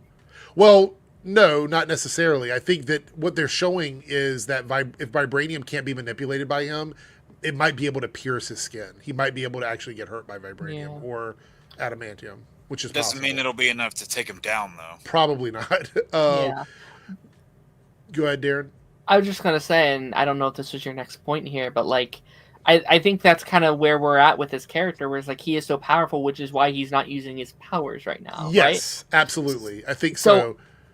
I think he's gonna have a very similar role to Hulk in Infinity War, where he is just Bob for the most of Doomsday, and maybe in that 3rd act they'll be like, "All right, Bob, get it out. We need to fight Doctor Doom." I think a character at his power level, there's only one of 2 things that Marvel can do with him. The first one is use him, but always have the detrimental effect come out, which means he's down for like several movies after that, so that you can only use him once in a while. The other way is that they do what they did in the comics with him and they kill him off because he's so powerful. Speaking of like his other half, like, did you have a problem with him just being Black Void? No, I think that was a very good thing because no one's going to know who he is. Like the fact that he was all black means that the general public is not going to recognize him when he comes out as a Sentry. And that shows you his literal, light side, dark side comparison. So whenever he's the Void, you see that actual other side of him, and it's not just a thing you can see. They're showing you what it is. Just general public won't realize it's right in front of them. Oh, I just got a good idea. No, maybe not a good idea, but I think at some point in Doomsday, they're gonna end up forcing him to release the Void in an attempt. 100%. 100%. And it's gonna backfire. In the comic books, Doom has access to 3 characters, maybe 4, depending on how you count it or whatever, that are going to make it very hard for any of these other teams to face off against them. First and foremost, he has Doctor Strange working for him on Battleworld. He's like Doom's second in command on Battleworld. He's got Franklin Richards, who can literally warp reality. He has Galactus as one of his enforcers. And if you want to count it as a separate thing altogether, he has an unlimited amount of Thors that he can send out to face off against people. So Sentry is going to be extremely necessary. He's also, at one point, isn't he using the Beyonders' powers also? I believe so, yeah. So yeah, that's a whole nother thing. Would be another high level. character that maybe they'll introduce in one of these two Avengers So movies. characters like Sentry, like Captain Marvel, these kinds of characters are going to be super important because they're going to need these powerful people going into this. Doesn't Doom like no, change Doom like powers. get the evil versions of the Avengers? Like, doesn't Doom? I mean, on Battle World, there's like multiple variants across the Battle World of characters. So you might find like the Thor core is basically versions of Thor from every multiverse possible combined into one. Group. Imagine if we got a Council of Reeds on Battle World where it was like all dark variants. Right. Exactly. I heard a theory from, I don't know where I heard it, so shout out whoever said it, but like I heard someone say like maybe they'll replace Sentry with like Molecule Man in the like Secret Wars storyline. So like maybe Doom, like maybe he's not on our side necessarily in this movie, not voluntarily, but like he takes him and he's more of a MacGuffin of the story. Do we think that Bob is going to learn how to sort of control how far he goes before we get to Doomsday? Like he's able to be Sentry, but he's not as powerful because he can't put his foot on the gas pedal. Because that's the thing is the more confident he becomes, the more godlike he feels is what leads to the Void. So I'm wondering if they're going to have him as like a lower tier Superman, basically. I don't know. Because to be fair, Yelena is kind of his Natasha to Hulk. Like she's the one that's going to have to talk him down probably. The sun's getting real, quite low. Yeah. I feel like I don't know. All right, hold on for a second. Before we talk about like the rest of the stuff, like everything that happens in the end credit scene, Valentina. I've heard a lot of people complain about her in the movie. General thoughts about her in the film? She's a snake. I didn't like her. I like the actress, but I don't like Valentina. I mean, she served her purpose. She did what she was there to do, and I don't think she necessarily stole the show. Because people something like, "Oh, I didn't like her." You're not supposed to like her. Exactly. She's supposed to be this unlikable, despicable person, and I mean, that was perfectly done. Yeah. I think she's a great antagonist. Like if we're like putting all the like the MCU has some kind of rough villains or very unrememberable villains. I think she's a great villain. Like she's like a version of Amanda Waller in the MCU. 100%. Yeah. Like I think that actress has such a personality and a presence to her that I think sometimes lacks with your MCU villains. Like sometimes like, all right, it's this one this time, and it's like, oh yeah, like I feel like I know her character. And honestly, next to like Thanos, probably the most build up ever to like an MCU villain, right? Yeah. She had like 4 MCU appearances until this movie. I will say that Thanos is very lucky that Sentry didn't exist before Infinity War.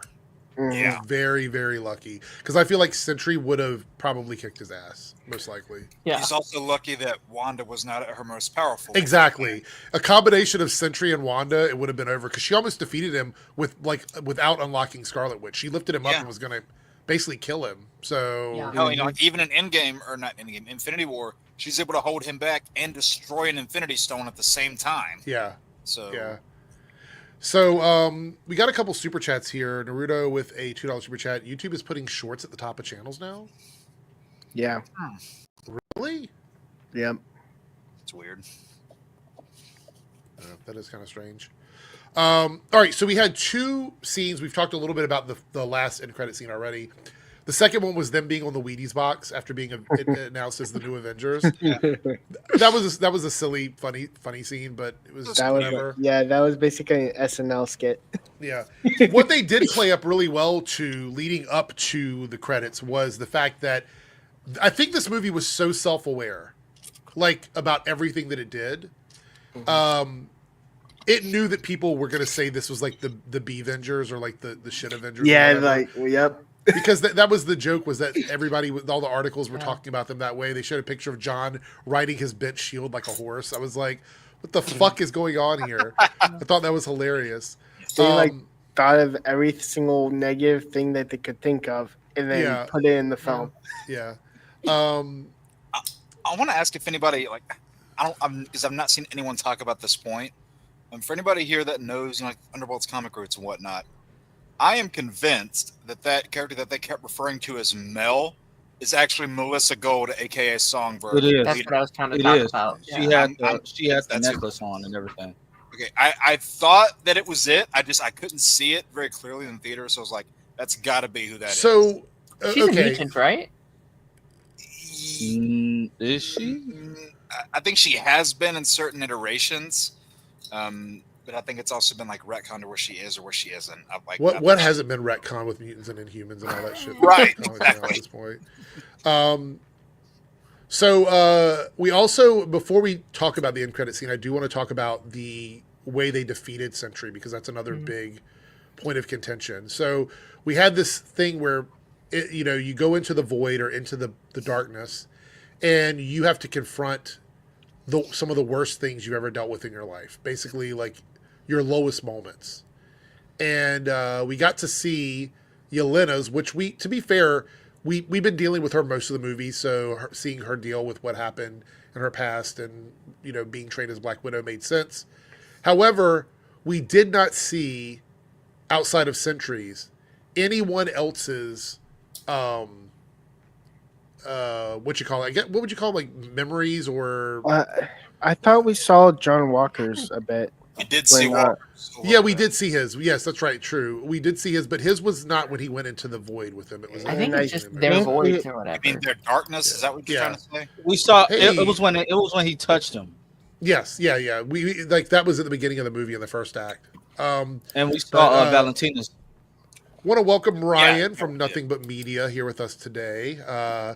I stream with him quite often over on the Showcast podcast, but he's joining us today to talk about the Thunderbolts movie. So good to see you, Ryan. Thank you for hanging out. Nice to see you. Nice to meet everybody. I do watch your streams, but usually when they're done, because you stream far too early. I was going to say, it's normally late at night, for me. So I'm familiar with some of the lore, but I'm disappointed not to be here with Paigey flirting with you all evening. Oh, yeah. I actually don't know where he is. He saw the movie. He messaged me and said he saw it, so I don't know what's going on with him. Actually, it's probably... Isn't it like 8 a.m. in Australia? He's probably in bed. Yeah, he's probably in bed. He might jump on here in a minute. You'll hear it TV on in the background and making breakfast and noises outside of his apartment. Anyway, but yeah, so we got to see those facets of everyone's past and those moments. And ultimately, this is where you kind of, if you hadn't been paying attention through the whole movie, it kind of hits you in the face that this movie is about dealing with not only mental health, but depression and self-doubt and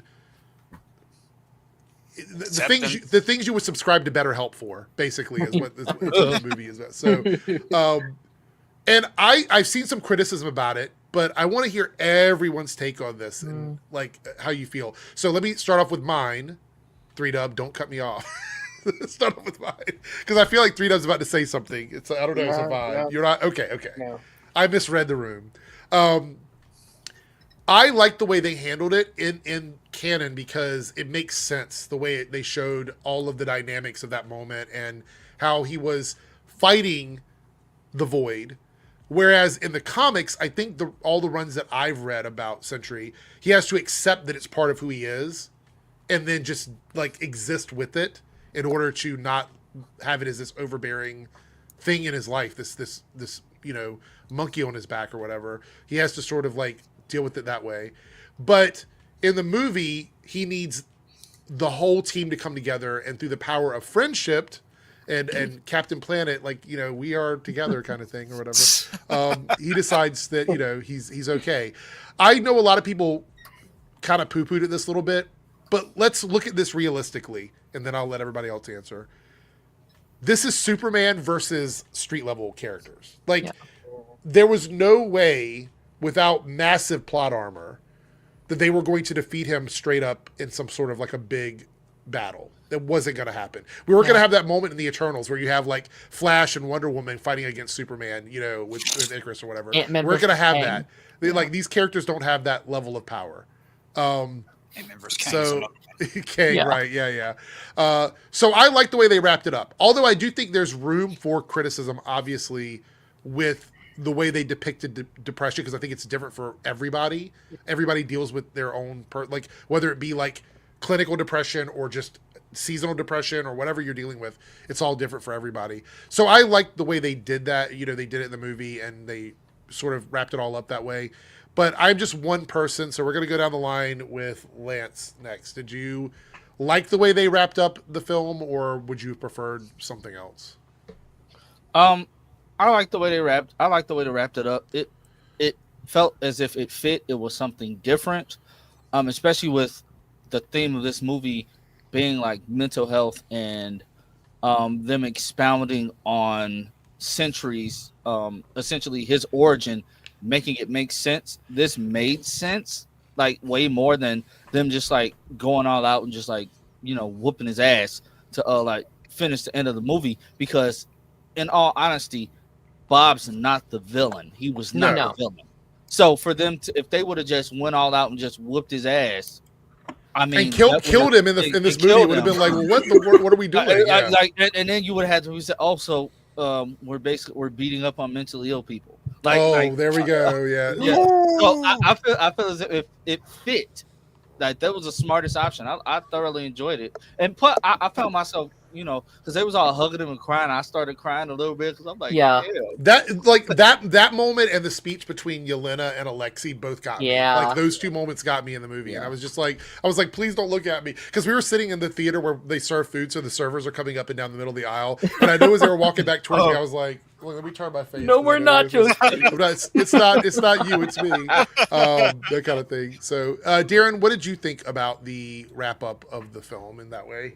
Oh my gosh, yeah, no, I adored it. Like, I think that's the stuff that, to me, makes this movie work. Like, it's deep themes of mental health and depression, and, you know, this narrative that you can't fight darkness with darkness. Like, you Right. have to let that light in. And I think there's a really good representation of not all depression, like you were saying, but I feel like each character has their own kind of form. And it was all depression different for each here. one of them. So It was all different, and like I think it was such a good representation of that feeling of like kind of wanting to give in and like wanting to step over the edge. Like there's literally that scene of like John Walker when he's in the void and his like foot is over the ledge and he's literally about to jump off the ledge. Like that, like, I think that's such a good representation. And like I said earlier, I think the villain of your movie literally being depression and sadness and that feeling of wanting to give in. I think that's relatable to almost anybody watching this. Before we move on to Jake, I want to say, as the void was taking people away, he was like, just let go. You know, you want to like give up and all this stuff and everything, which was very creepy. There was a one audible gasp moment in the theaters, like where the whole audience. Yeah.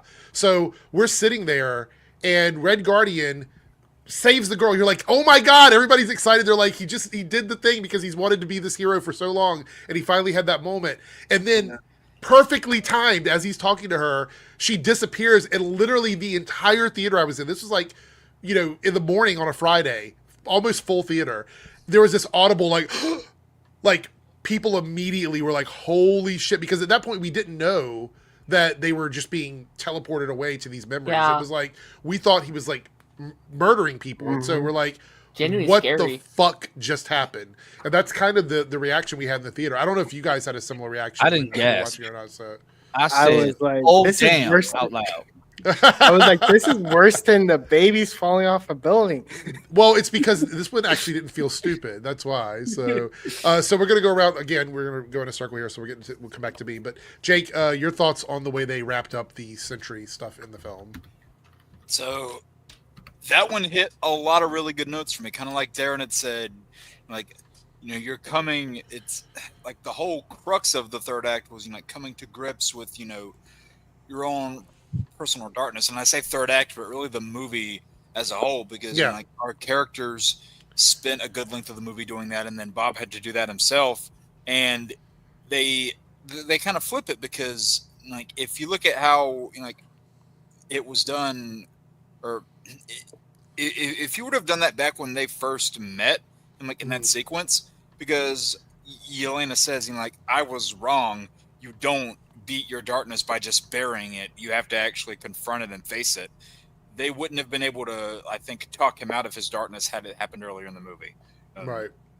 But you know, like it's been said too, I think it was a really relatable thing for everybody watching. I hate seeing the comparison of, because I've seen a few people say this. They go, why is it now with Captain America in this movie that the villains are just beaten by speeches? It's like, first of all, completely different contexts. And it's not even like the speech that quote unquote beat him. It's like he realized what he was becoming. He realized like that he was letting that darkness overtake him. And I mean, yeah, Yelena's words helped, but admittedly, he was the one that took charge and beat that dark version of himself that he faced his own darkness. And that's how it is in real life too. We have people in our lives that help us with these situations, but at the end of the day, like nobody can face those issues except us by ourselves as a person. Like we're the only one that can fix it. So hit a lot of personal notes there for me too. And the commentary on mental health is really important, especially with like people spiraling right now, like dealing with stuff in their lives, their own personal lives, with jobs and relationships and stuff like that. Like the enemy of the movie, as Lance was saying, wasn't Sentry. It was the demons they were all battling individually in their own lives. That was the enemy of the film, and Val.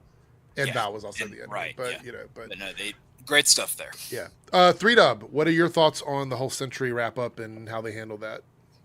As someone that like deals with depression, I did feel like it was speaking to me a little bit on the like loneliness and the aspects of zero friends outside of YouTube. The people I meet. But outside, like it did wrap up. I wasn't like overly used to this kind of like storytelling. Right. If I I'm more used to like action packed, in-game kind of like ending where basically they beat the crap out of the villain. Right. I actually think they were going out of their way to make sure that wasn't the ending of the movie. They didn't want to do something like they've done before. It took me a minute to get used to the idea of them talking down Void because I figured out that early on that they were powerless to him. So the only way to talk. Well, the Watchtower scene kind of showed that this is how powerful he is. Yeah, and I was not like, beat him physically. I was like, that basically made it cement that they need to talk this guy down because they're no match for him. Right. So Ryan, you showed up later, so I'd like to give you an opportunity to talk a little bit about your thoughts on the movie before you talk about Sentry. So just generally, give your opinion, please. I've got a lot of thoughts, but I'll try to keep it as brief as possible. Basically, like you were saying about that, there have been some complaints that this isn't like a realistic portrayal of depression or whatever, but I think I wouldn't expect it to be. I would expect it to be abstracted because it's also not a real-life portrayal of like things that happen in real life.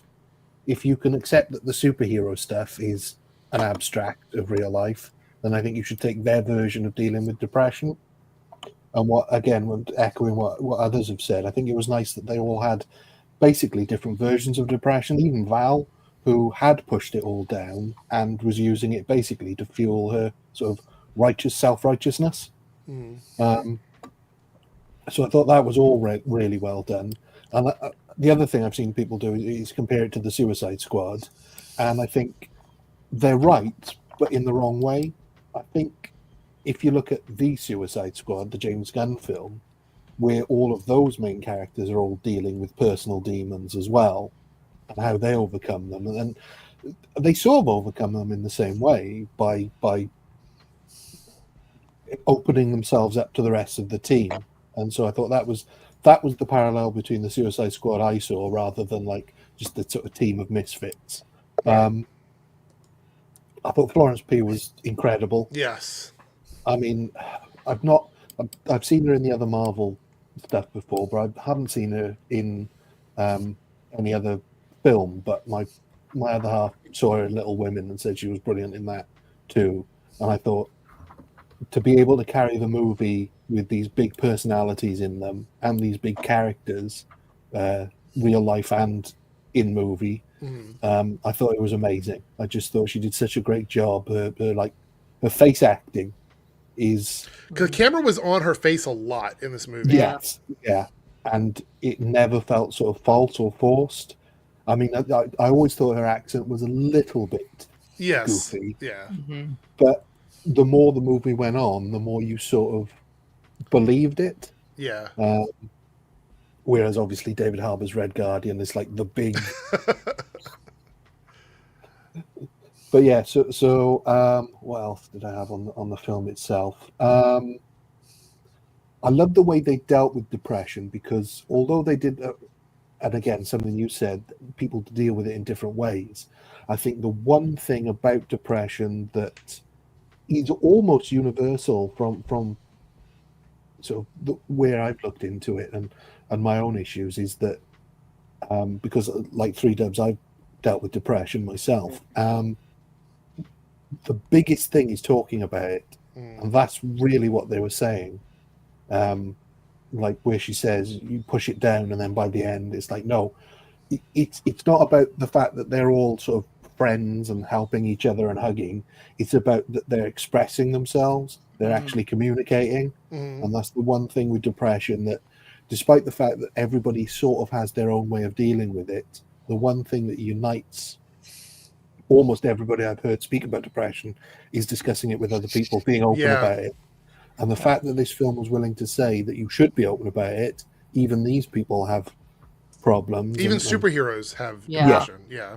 And that was the other thing I thought was really interesting. And this is sort of my final point on that side of things, is that I think this is really the first film to deal with superheroes having to deal with what made them superheroes. Because this was a point made in She-Hulk in sort of a joking way, how they're all orphans or sort of depressed. I mean, even the fun comments, like when Alexei talks to Bucky, he's like, what version did you get? You know what I mean? Like they're discussing these things just openly. Yeah. It's just trauma bonding. Yeah. And this sort of answers the question, like, what would Batman be if he actually dealt with the thing that made him Batman? Oh my gosh. Sure.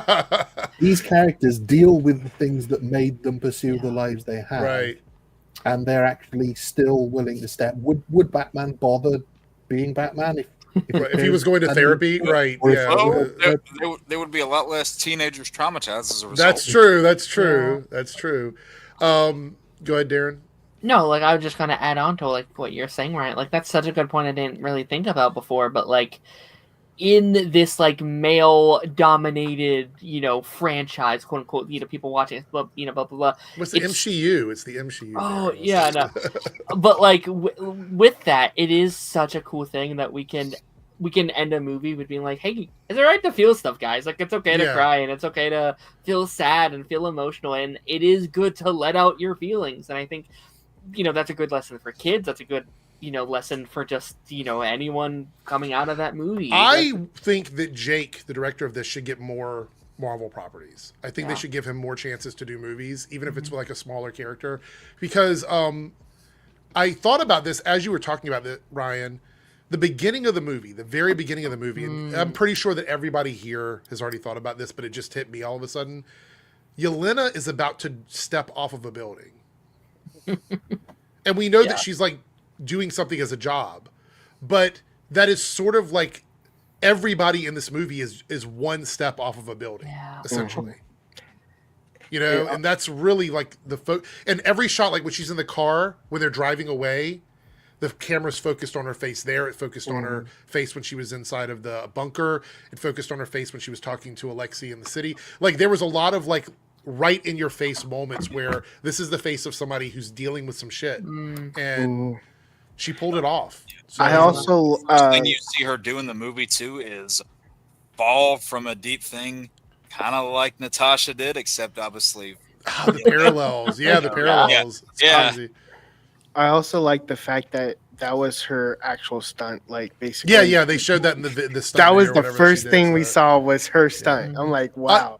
They did a good job with this movie of showing people, because there's all this there's this narrative that a lot of people push that the folks making these movies don't care about the movie they're making, and so I think it was really important to show that everybody on this cast cared about the movie they were making, because it really was important. And I've seen a lot of people coming at this movie who are media illiterate, like the ones that are calling it all kinds of names and wokeness or whatever, blah, blah, blah. You can be bored with the movie. If you didn't like the movie in the sense that it just didn't entertain you, I think that's fine. But to misunderstand what the movie is talking about means that you didn't go in with the intention of listening or watching or even comprehending what's happening on the screen in front of you. You went in to criticize it. Yeah, exactly. All right, with that being said, let's talk about again the end credit scene because I have a lot to say about it. I didn't talk about it earlier, but let's talk. We jumped ahead, so we're gonna cycle back on this. So, but anyway, so in the end credit scene, we find out that Sam is trademarking the name the Avengers, and so I don't know what that means for the government using the name the Avengers, but Alexi's like we should put a Z on it, and I'm like this is not the '90s, but let's put a Z on it with the tracksuit. Apparently, though, I found out that this scene was shot recently. Like they just done it. Yeah. Yeah, they just did it. That was classic Russo's humor. Yeah. You could tell that it wasn't written by the same guy. Right. Yeah. The stuff with Walker sounding like a dumbass. Like I said, that was Russo's all day. It was what, but the thing about it is that this brings into question. We talked about it earlier about the West Coast Avengers thing, and then Cody had a super chat here, which by the way, we're only 3 super chats away from the goal. There is no like poll today. I just want to sort of celebrate the movie or whatever, so we don't hit it. It's not a big deal, but everybody always asks where's the goal at. So the goal is 10 super chats. We're at 7 to 10. Cody with the $5 super chat. The big thing is now the remaining OG Avengers. Who do they side with? So this made me think. Well, I think we're in a situation now where the West Coast Avengers name doesn't make a lot of sense in the MCU because if Sam makes the Avengers, what is he just going to move to California and that's why they're going to be called the West Coast Avengers? I don't think that's going to happen. I mean, but to be fair, if he grabs like Vision and Hawkeye, a lot of these characters were part of the West Coast Avengers. So it wouldn't be out of the realm of them to have those characters on that team. You know what I mean? Well, I did see a point being made that Ant-Man already lives on the West Coast. That's true. So does Shang-Chi. That's true. I think that's it because. But it's really funny if you think about it. These Avengers, the ones that we have at the end of Thunderbolts, the new Avengers, literally has Superman on their team. Yeah. So the other team has a bunch of powerful people, but this team, regardless of whether or not they're just a bunch of super soldiers, Superman is on their team, essentially. Yeah. So it's like, I think what we're going to see maybe possibly, and I don't know if it was Jake, if you mentioned this or not, but how much time we have to make up going into Doomsday. Because, like, if the movie is going to address this drama between the Avengers, it's going to have to happen at the beginning of the movie. It's going to have to be the very beginning of the film. Because we don't realize, like, we know, like all of those different people from the Fox side are going to show up. Doesn't mean we know how long they're going to be in the movie for. I feel like they're probably going to have a substantial storyline in that movie. Agreed. I'm thinking so, yeah. I guess I'm just wondering, like, what's the bridge between the answering of the Avengers questions to this going to be? Like, what's going to bridge that gap? It feels like they jumped the gun. Pun intended. They jumped the gun on the fact they show us, like, them there. But at the same time, Fantastic Four, they show them there. But how the heck did they get there? That's the point, my friend. That's the point. I'm like, they showed us the end. They showed us literally the end where they're going to begin. Well, we don't know. They do that a lot. Yeah, we don't know that for sure. But I will say this: the idea that the Fantastic Four are going to cross over into the proper MCU.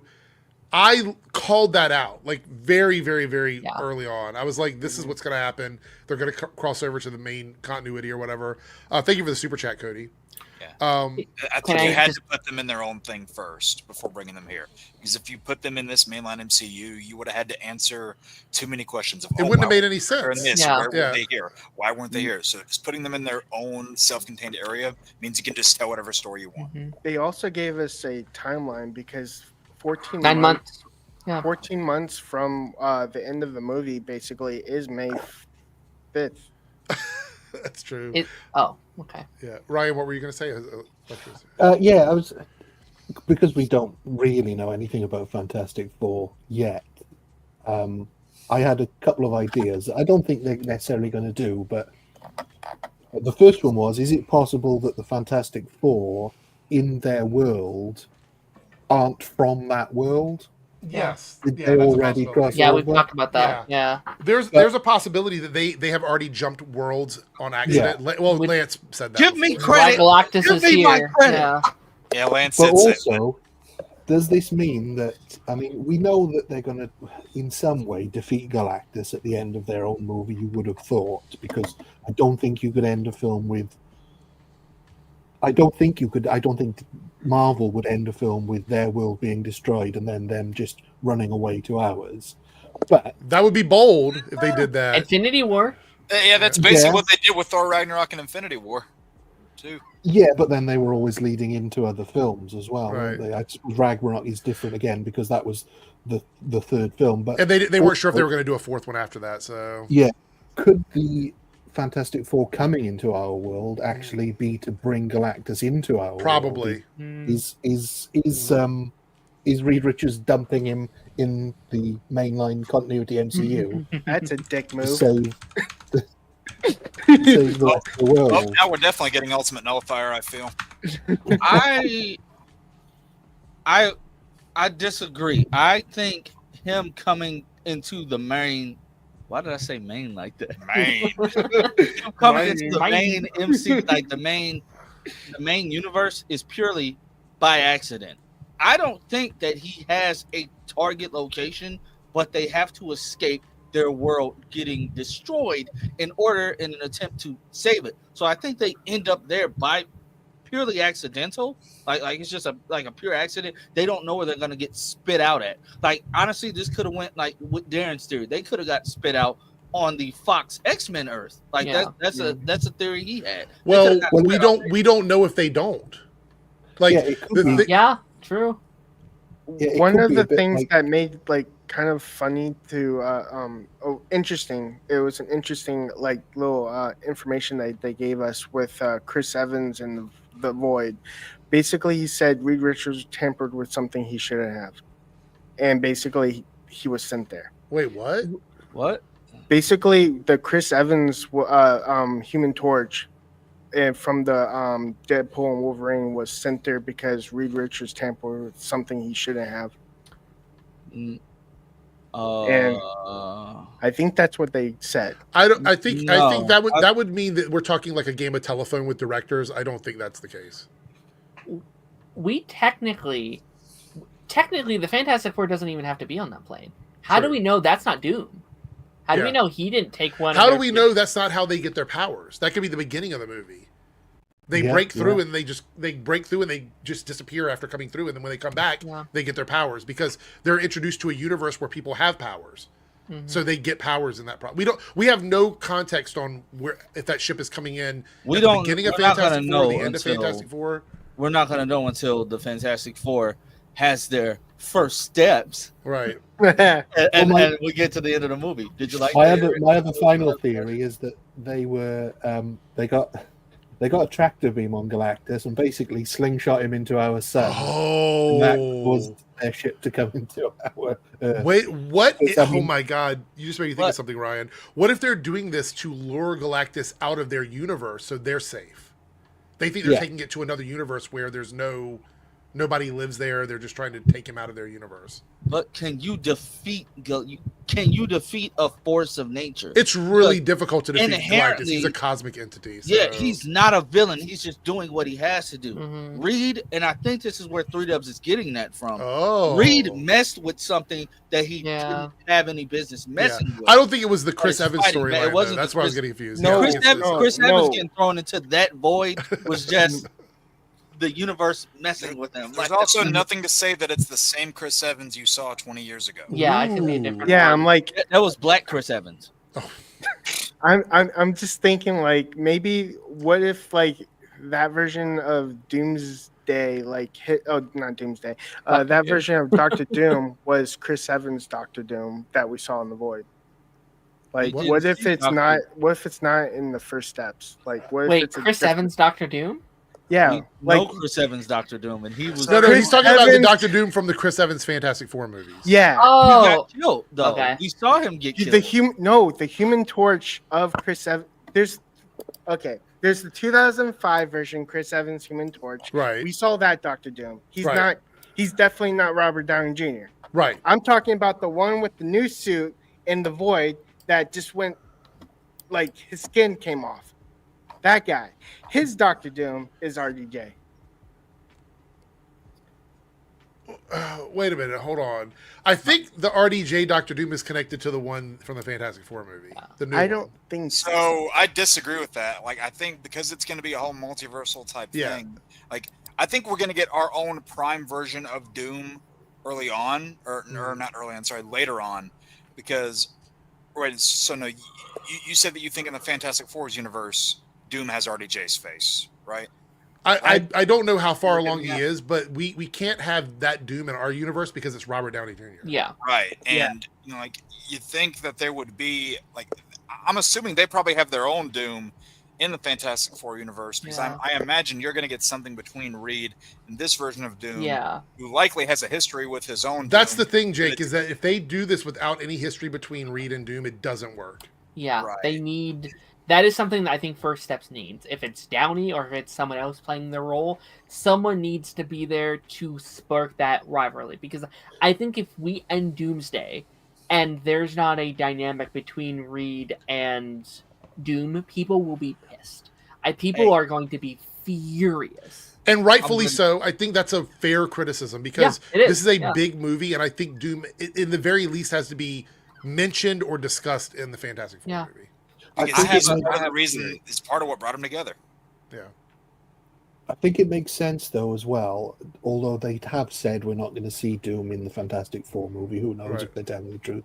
But it makes sense if, in theory, the Fantastic Four don't beat Galactus in that universe. They escape the universe, but Doom escapes sort of on his own back to the MCU. My only issue is that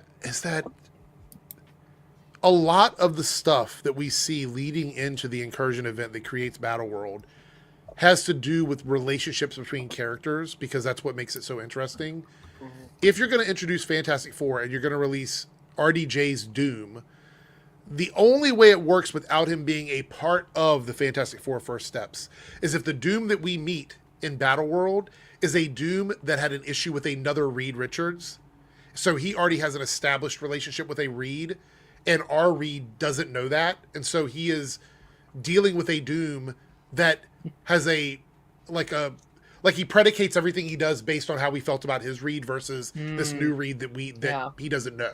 So Pedro will have his own Doom, and RDJ will have his own Reed. And we've never met either one of them. They're just two characters that exist. And that's a fun... That's a fun dynamic, too, because it's like, okay, you know this guy's face, but I know what he's really like, and their combined biases kind of coming together, one very positive, one very negative. I'm like, all right, what is this thing? This is crazy. Yeah. We technically can have like 3 different Fantastic Fours, basically, because we've seen 3 different versions of them. Like, we have the Mr. Fantastic from 2005, we have Mr. Fantastic from First Steps, and we have Mr. Fantastic from The Void. And we have the one from Multiverse of Madness. And we don't even know if there's one in 616. And we don't even know that if we have one in 616. We don't probably, but go ahead, say Lance. I'm just gonna point out. I'm just gonna point out the whole race of it all. Yeah, looking at Pedro, you're not like, even if I'm Dr. Doom, I'm not gonna say, hey, you're Reed Richards. No, because just thinking logically, every version of Reed so far that we've met has been white. Yes. So Dr. Doom is not going to immediately look at Pedro. And Dr. Doom is going to sit back and go, don't tell me they race swap Mr. Fantastic. See, Lance, that's your problem, Lance. You're thinking logically. Yeah. This universe got woke. This is crazy. I mean, if he does that, he's going to have to look at himself, too.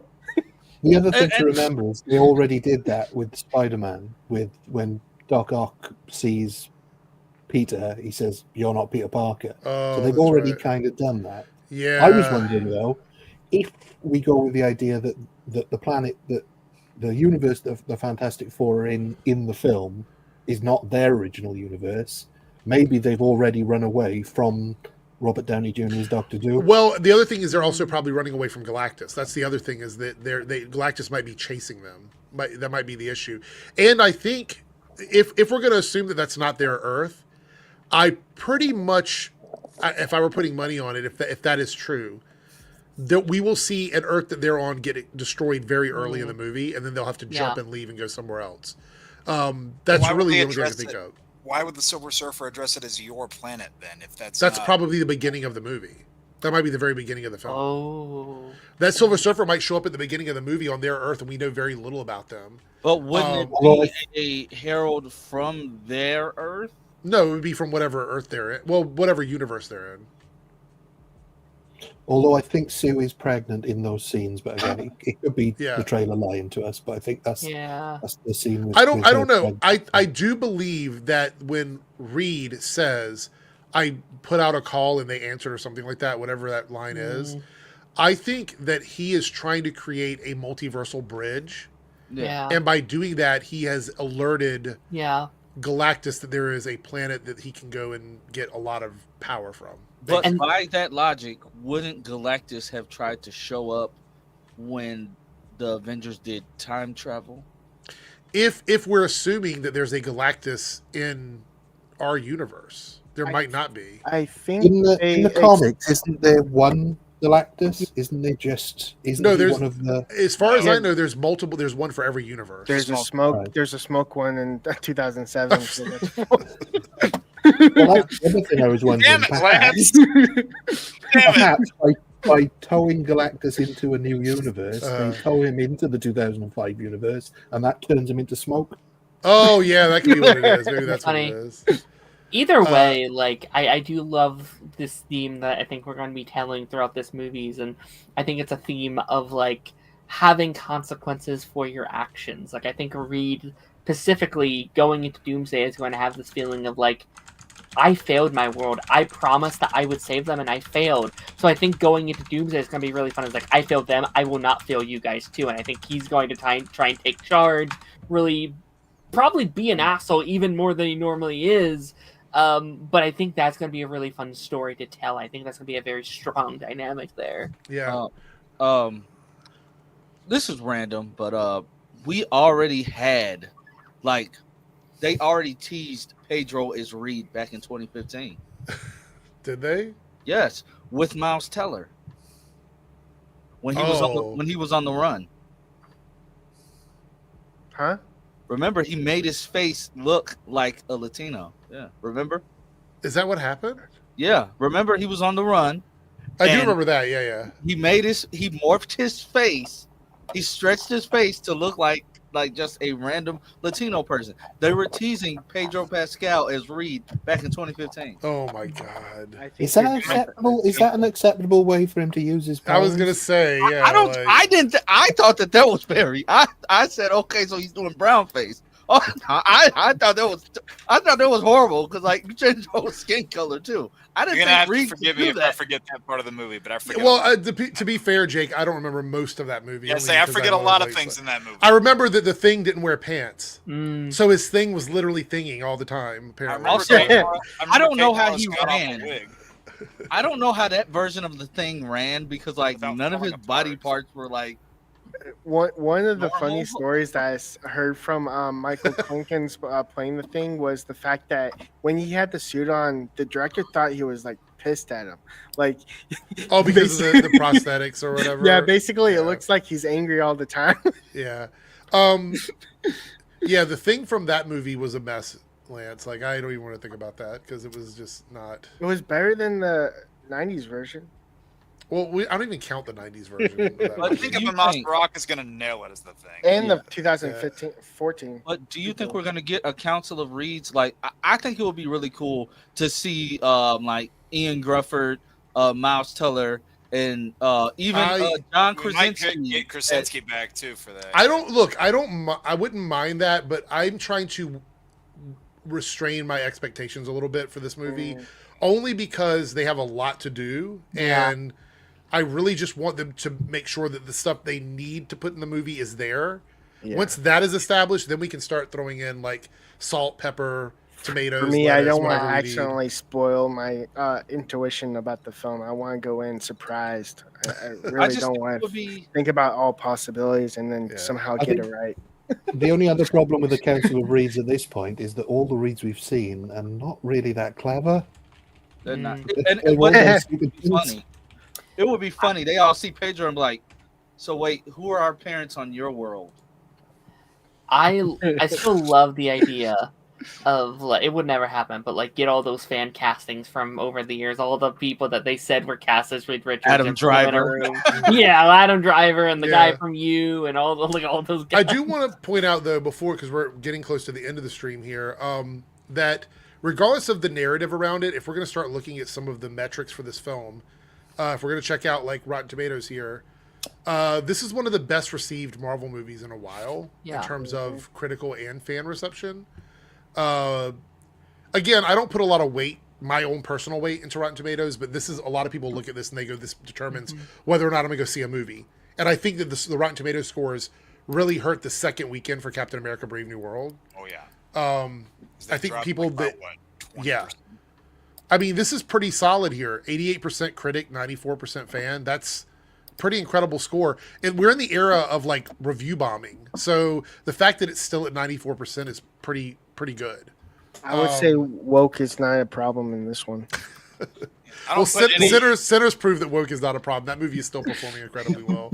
I don't put any stock in Rotten Tomatoes anymore, not since the day where I looked on there and saw that Sharknado received an 84. It's like, okay, all your guys' credibility just went out the window. Also, it's got an A- on Cinema Score. Post Track says 4.5 out of 5 stars. What else do we have here? The movie came in, I think the actual budget was, I think we talked about, it's like 150 million as the expected budget. I thought it was closer to 180. Yeah, they said high end 200, low end 150, so it's probably somewhere in there. However, the weekend estimates were going to be somewhere between 70 and 75. It ended up doing 76. And it did 86.1 overseas, which brings it in at a weekend total of 162.1 million, which isn't like this amazing thing, but I think this movie's probably going to have a better second weekend compared to some of the other Marvel movies we had recently. So I suspect it will probably have a pretty good second weekend. I still feel like this movie's probably eyeing somewhere between 5 and 600 if it does really well.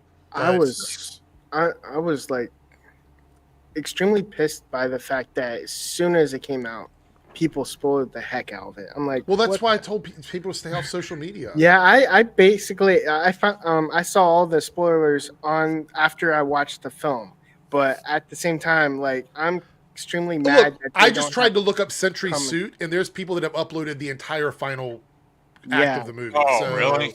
Yeah. I'm like, that's just wrong.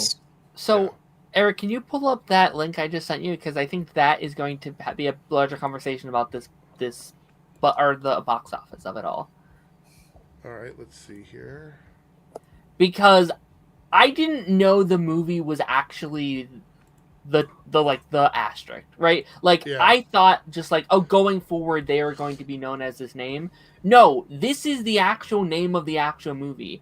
And once that gets out, once this gimmick gets out to the masses of like, there's a new Avengers movie in theaters right now. Right. That is going to change things, I think. People that probably was like, that's the branding issue. We talked about the Marvels. I think that it's a branding thing. Like, this was a new film essentially. So I don't think we've ever seen anything like this, where a movie gets released with one title, and then slowly as the movie is in theaters, because I feel like this billboard is going to keep revealing it till it just says the new Avengers. If I had to guess, I was like, I was actually really proud of them how they handled the title. Yeah. Basically, they didn't show the title at the beginning of the film. I'm like 15 minutes in, I'm like, where's the title?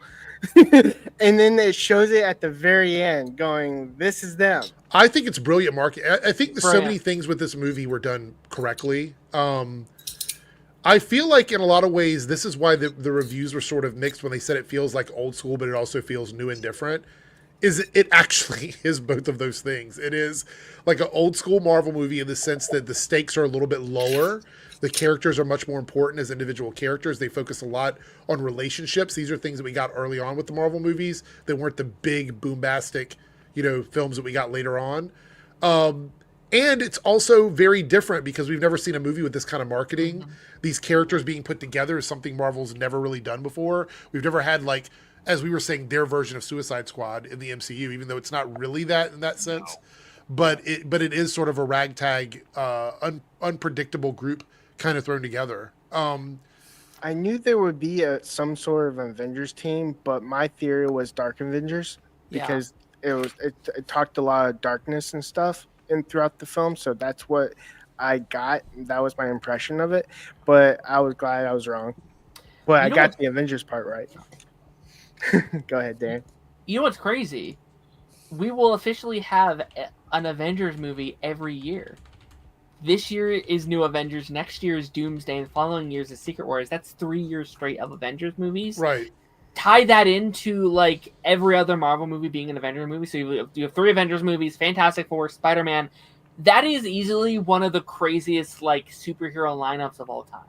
That is insane. I think the lull that Marvel was having is going to end with Fantastic Four. I think that's the beginning. Like, I think this movie will do well, but I think Fantastic Four is going to do incredibly well, and I think the next few movies that they have lined up are going to do extremely well. I'm thinking that too. It was funny because as I'm in my screening for Thunderbolts, we're seeing the post-credits scene.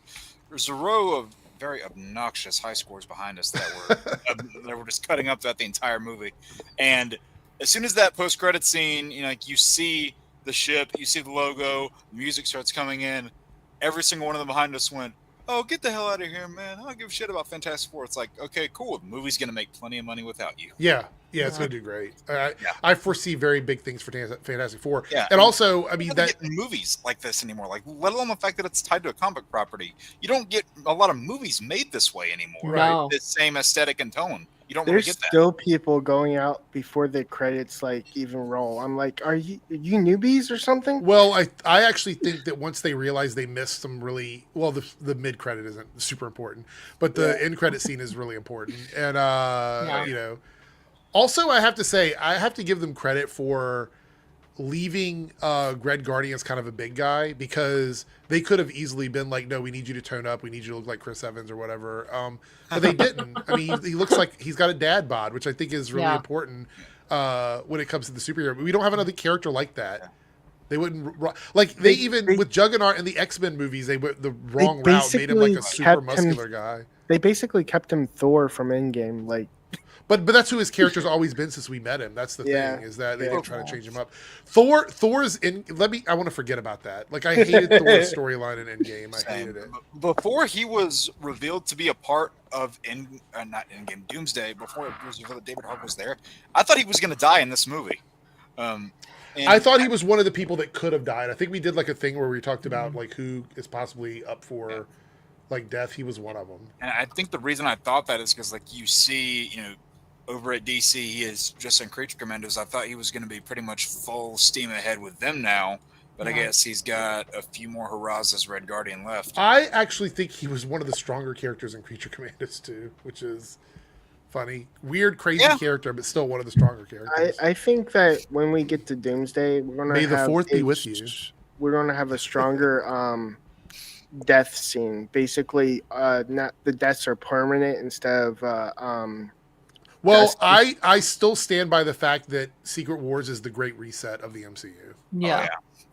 I unfortunately, what we're going to see is they're going to look at their roster and go, who is important enough for us to keep? Who can we get rid of? And who can we replace? That's essentially what they're going to be doing. Yep, and that's when you want them to replace all the black people. I knew Lance was going to go there. I knew it. Wow. Well, look, the reality is there's probably a bunch of people on YouTube that would be okay with that. They'd be like, just like Nerdrotic would be like, do it, replace all the black guys.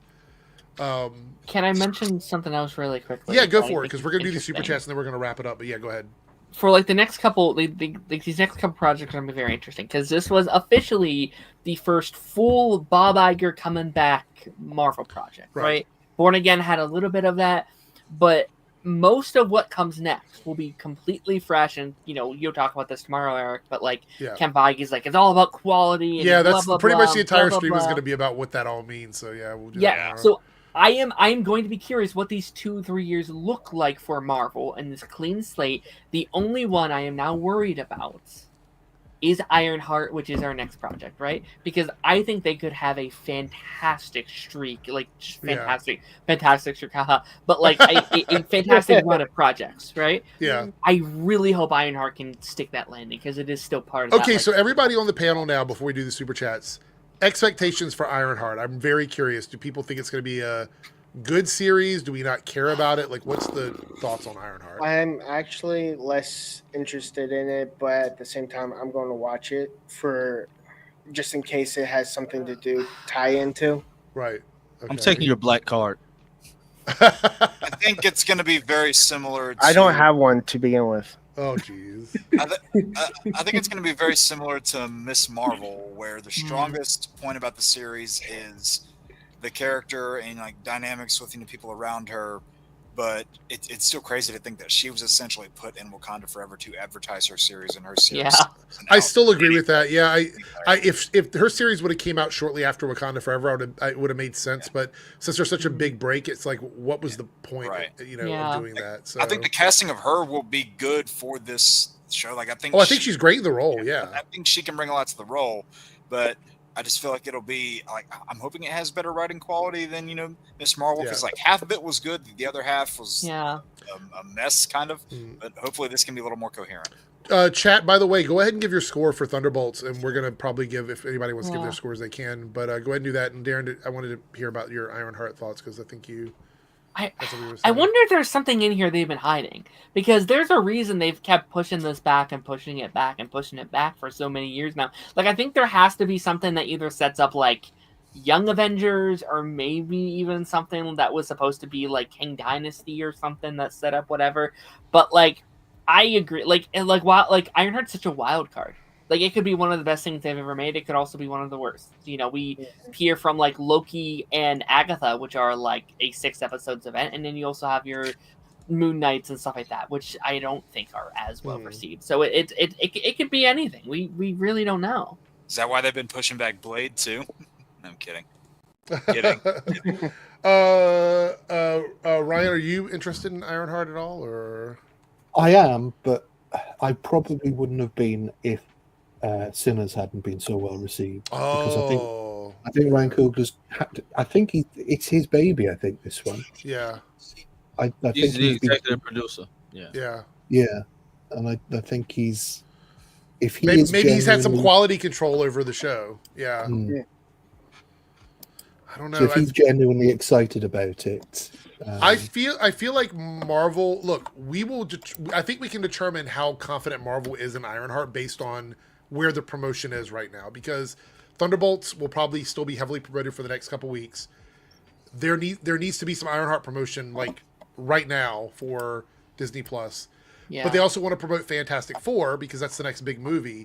So it's going to be very interesting to see where they prioritize their promoting of projects. Someone told me on Twitter today, someone said the Disney upfronts are May 13th, and that's where they dropped the She-Hulk teaser. Okay.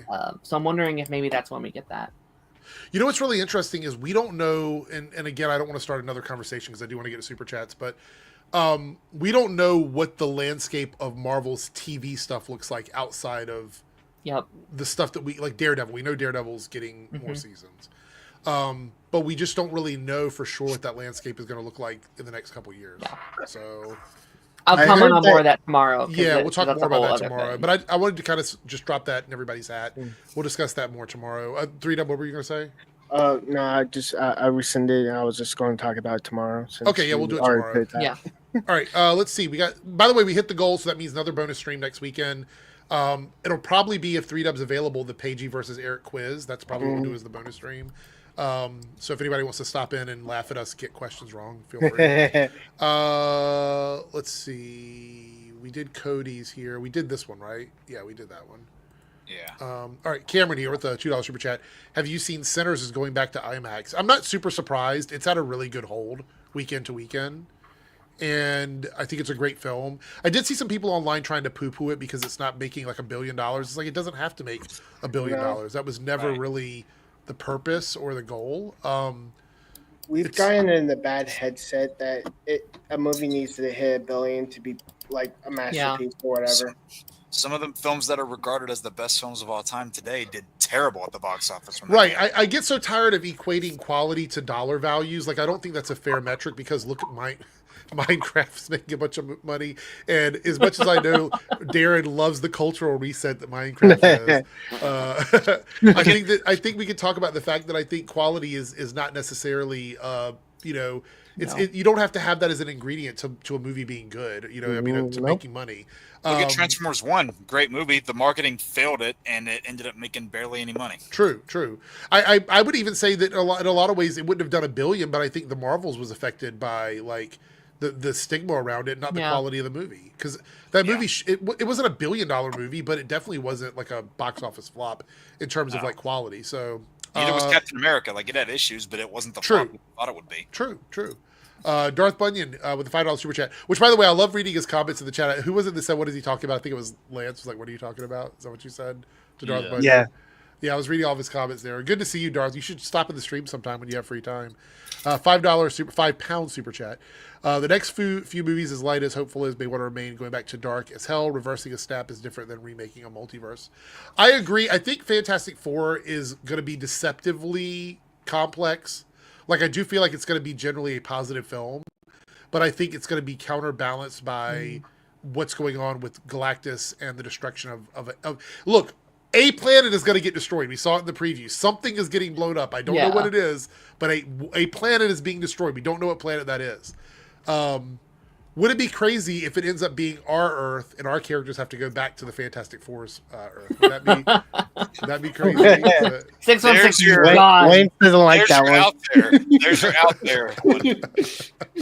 The Marvel Cinematic Universe gets destroyed. Everything takes place in the Fantastic Four universe. It would explain how Robert Downey Jr. is doomed. That is true. That is totally true. Does that mean all the future movies are going to get Supergirl did it, right? Supergirl died, or their Earth died, and then they all had to go to Earth Prime. Yeah, it's an incursion. You never know. Darth Bunyan here with the member chat, member for 42 months. Thank you, Darth. Going into this, I knew it in like The Flash. Is he talking like the Clooney bit at the end of the Flash movie? Is that what his rating for Thunderbolts was 6 out of 10? So I knew it was going to end like The Flash. I don't really understand what that means. Are we talking about the end credit scene? With Bruce Wayne not being Bruce Wayne, that one. I don't know. I'm not sure. Darth, you have to reiterate that. Or did he mean like the TV show with the Power of Friendship or something? I don't know. It might be because if you think about it, the Flash was also facing off against like a Justice League threat, basically. So, right. So we say here, Void Sentry. There's no way it wasn't ending without talking about. Yeah. We discussed that a little bit. We already discussed that a little bit. Let's see. Sentry 6 out of 10. Oh wow. Thunderbolt 0 out of 10. Damn. Well, it's not called Thunderbolts technically. I mean, look, I'm not trying to oversell it, but 0 out of 10 means that how can you like Sentry but give Thunderbolt 0? You have to at least give it a 1. You have to at least give it a 1. Nothing out of the movie. Like, he's a big part of the movie. Yeah. No, but I feel like if you're giving Sentry a positive score, you can't give the movie a 0 because he's part of the film. So, but maybe that's just me. Maybe my math isn't mathing. I don't know.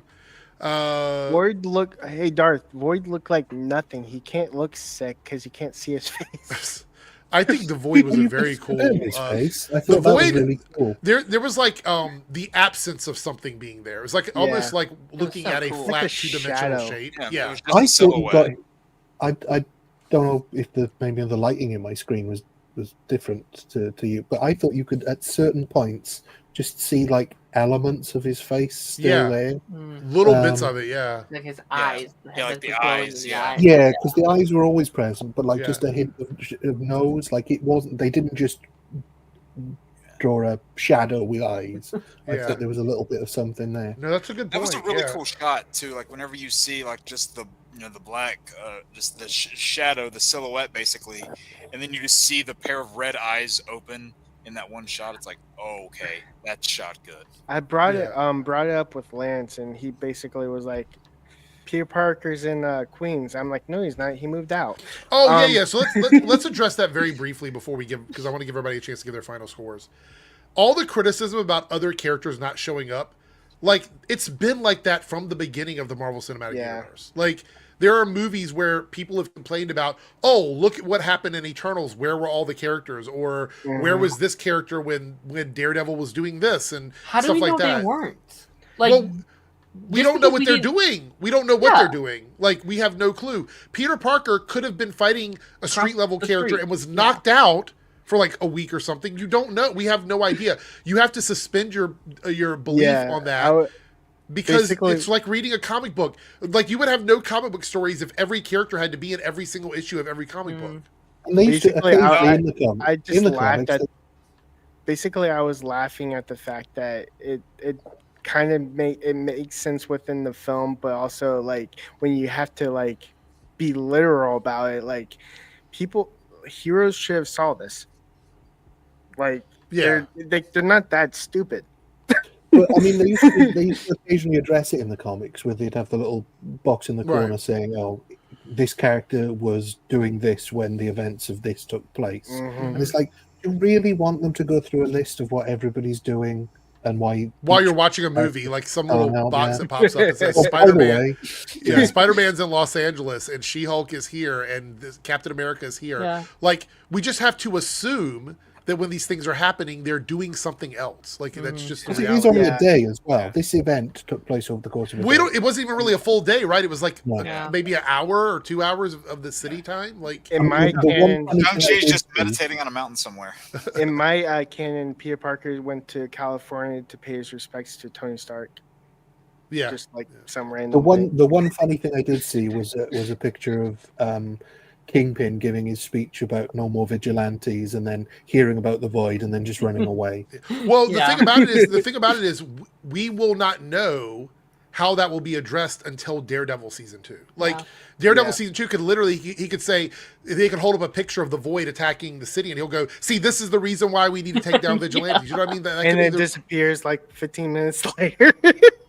To be honest, though, I don't care if they don't address those things. I don't think every single thing needs to be addressed in every single property. Yeah. I think that's been part of the problem with the MCU, is that everything needs to be hyper addressed. Exactly. Everything people complain about the MCU doing, as soon as it doesn't do that thing, people complain that it didn't do that thing. Right.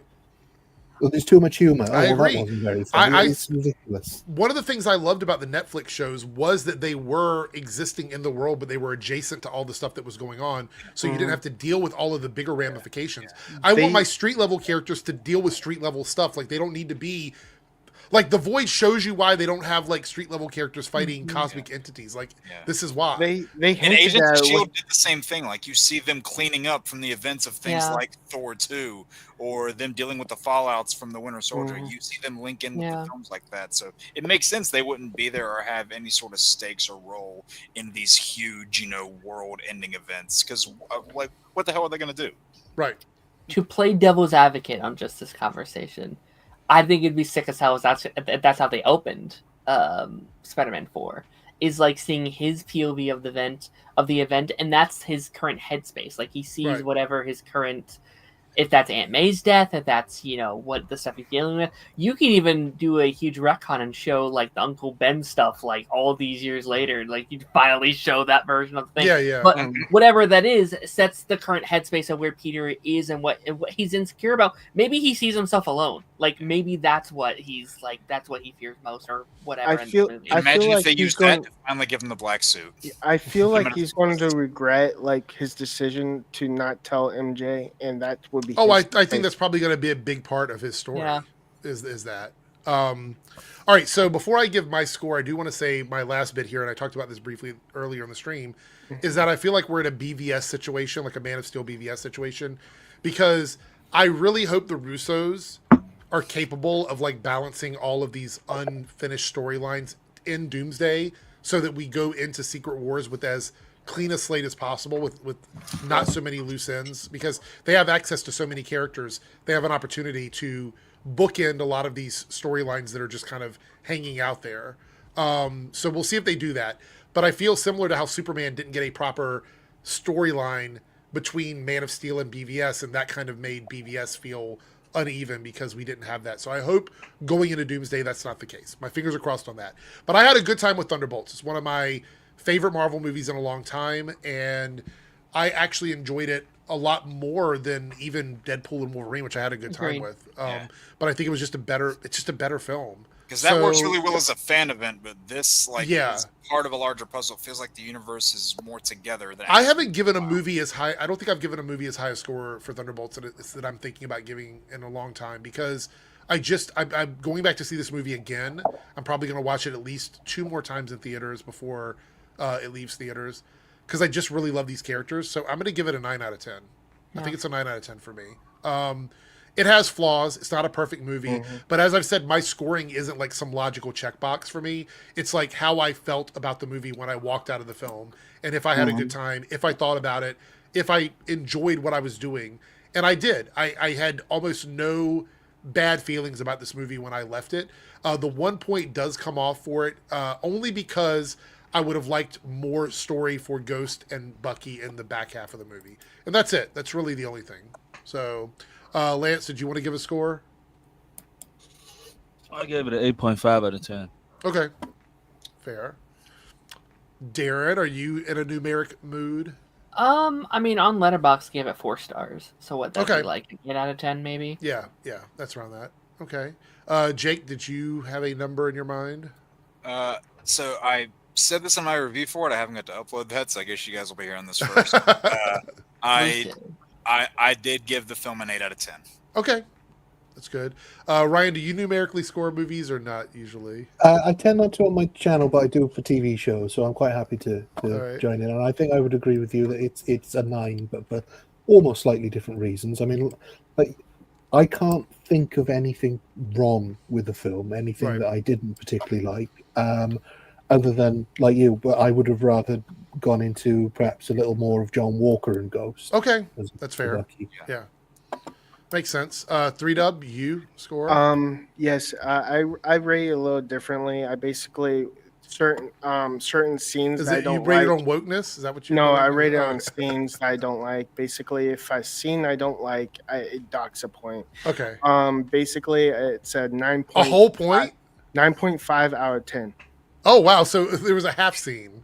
There's a half scene. No. There's 5 scenes I didn't like. And so you're doing points in tenths, like yeah. Okay, got it. Yeah. Right. Basically, all of them were Valentina. It's not like her, that's for sure. There's only one scene that I can think of that I don't want to say this in like too much of a negative way, but like took me out of the movie, and it's so brief, but. Like, after they have their first fight with Sentry in the tower and, Yelena's walking down the street, it's right before she has that really, good heart-to-heart with Guardian. Or it's Red Guardian in this. But, like, as the camera is following them, there's just a scene where the camera, like, goes up and down really awkwardly as it's following them.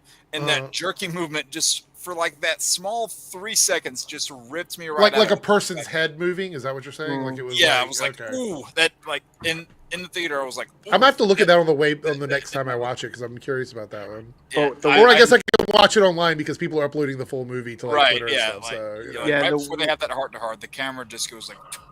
The one scene that like made me remember Beetle.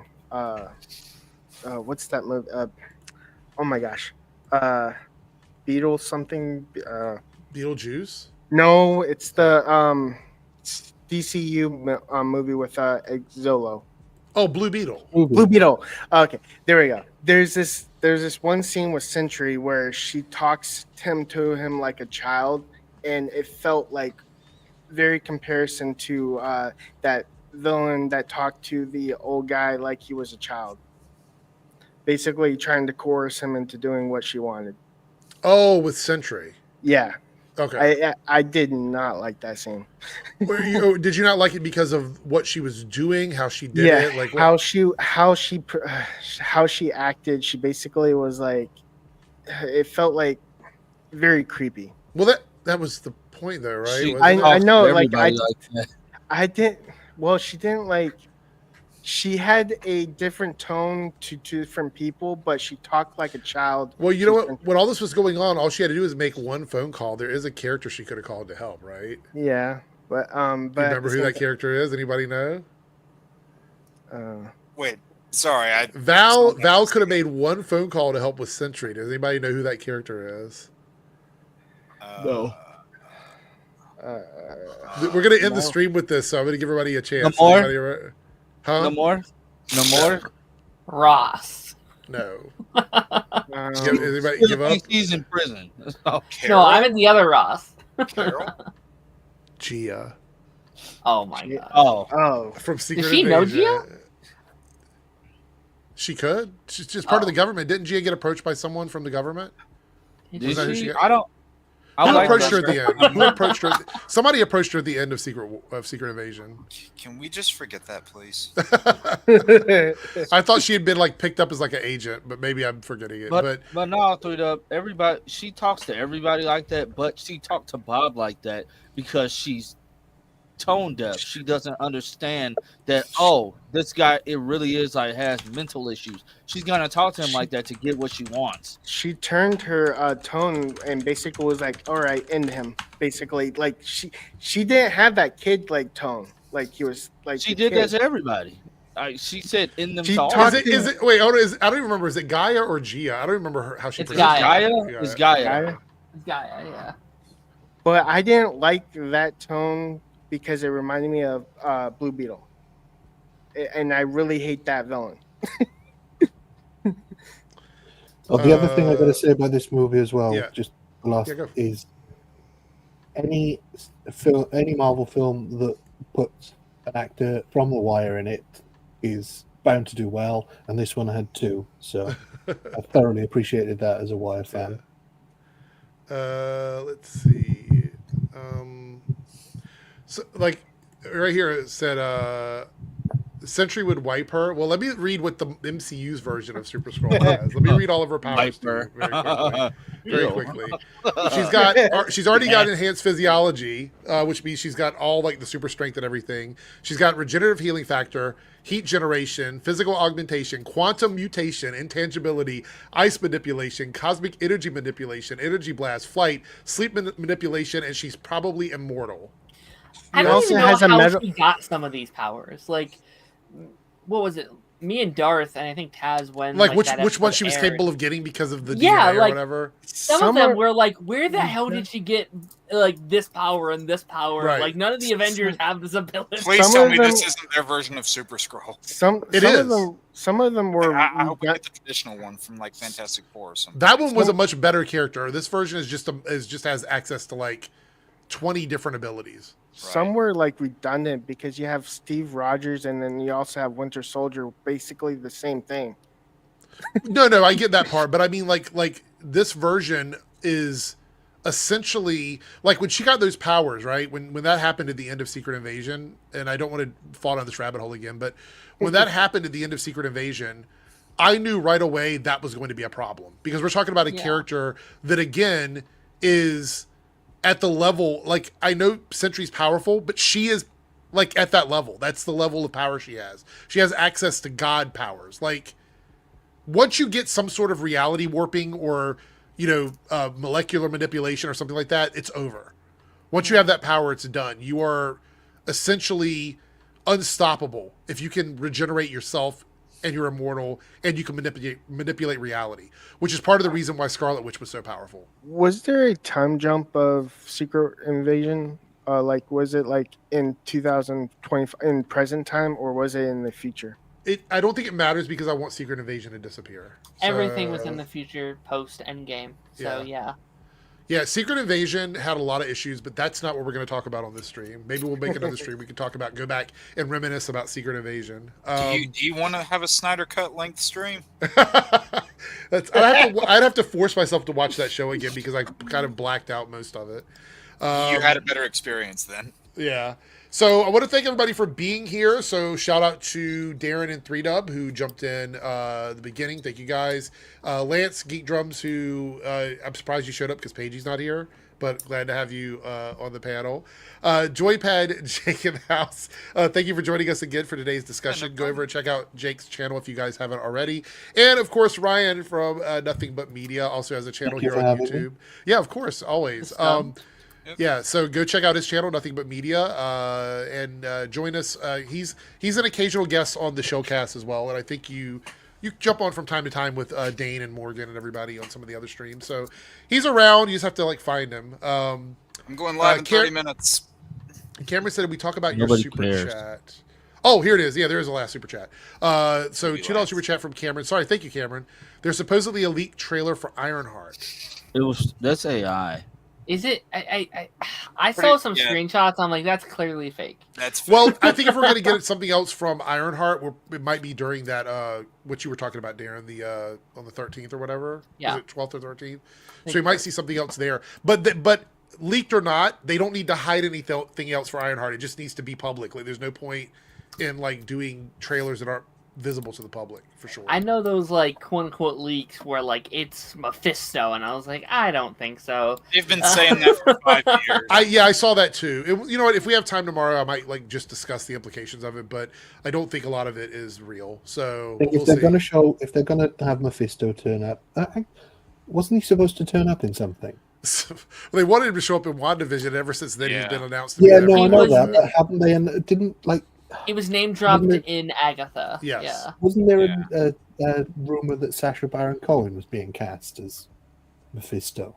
That was a rumor, right? It was just completely. I think it might have been for Ironheart because Ironheart is going to deal with supernatural stuff. Yeah, that's right. Yeah. It might have been, but I think if Marvel are smart, Mephisto will turn up in the film that you least expect him to turn up. Right. Think about which film he definitely isn't going to be in, and that's the one he'll be in. Oh, that's a good point. So, well, I have to jump out of here. Tonight is Cinco de Mayo night at the bar that I'm working at, so I have to go out there, and they're going to do cheap margaritas, so we'll see how that goes. I won't be having them, but Lance certainly will, because Lance loves margaritas, so...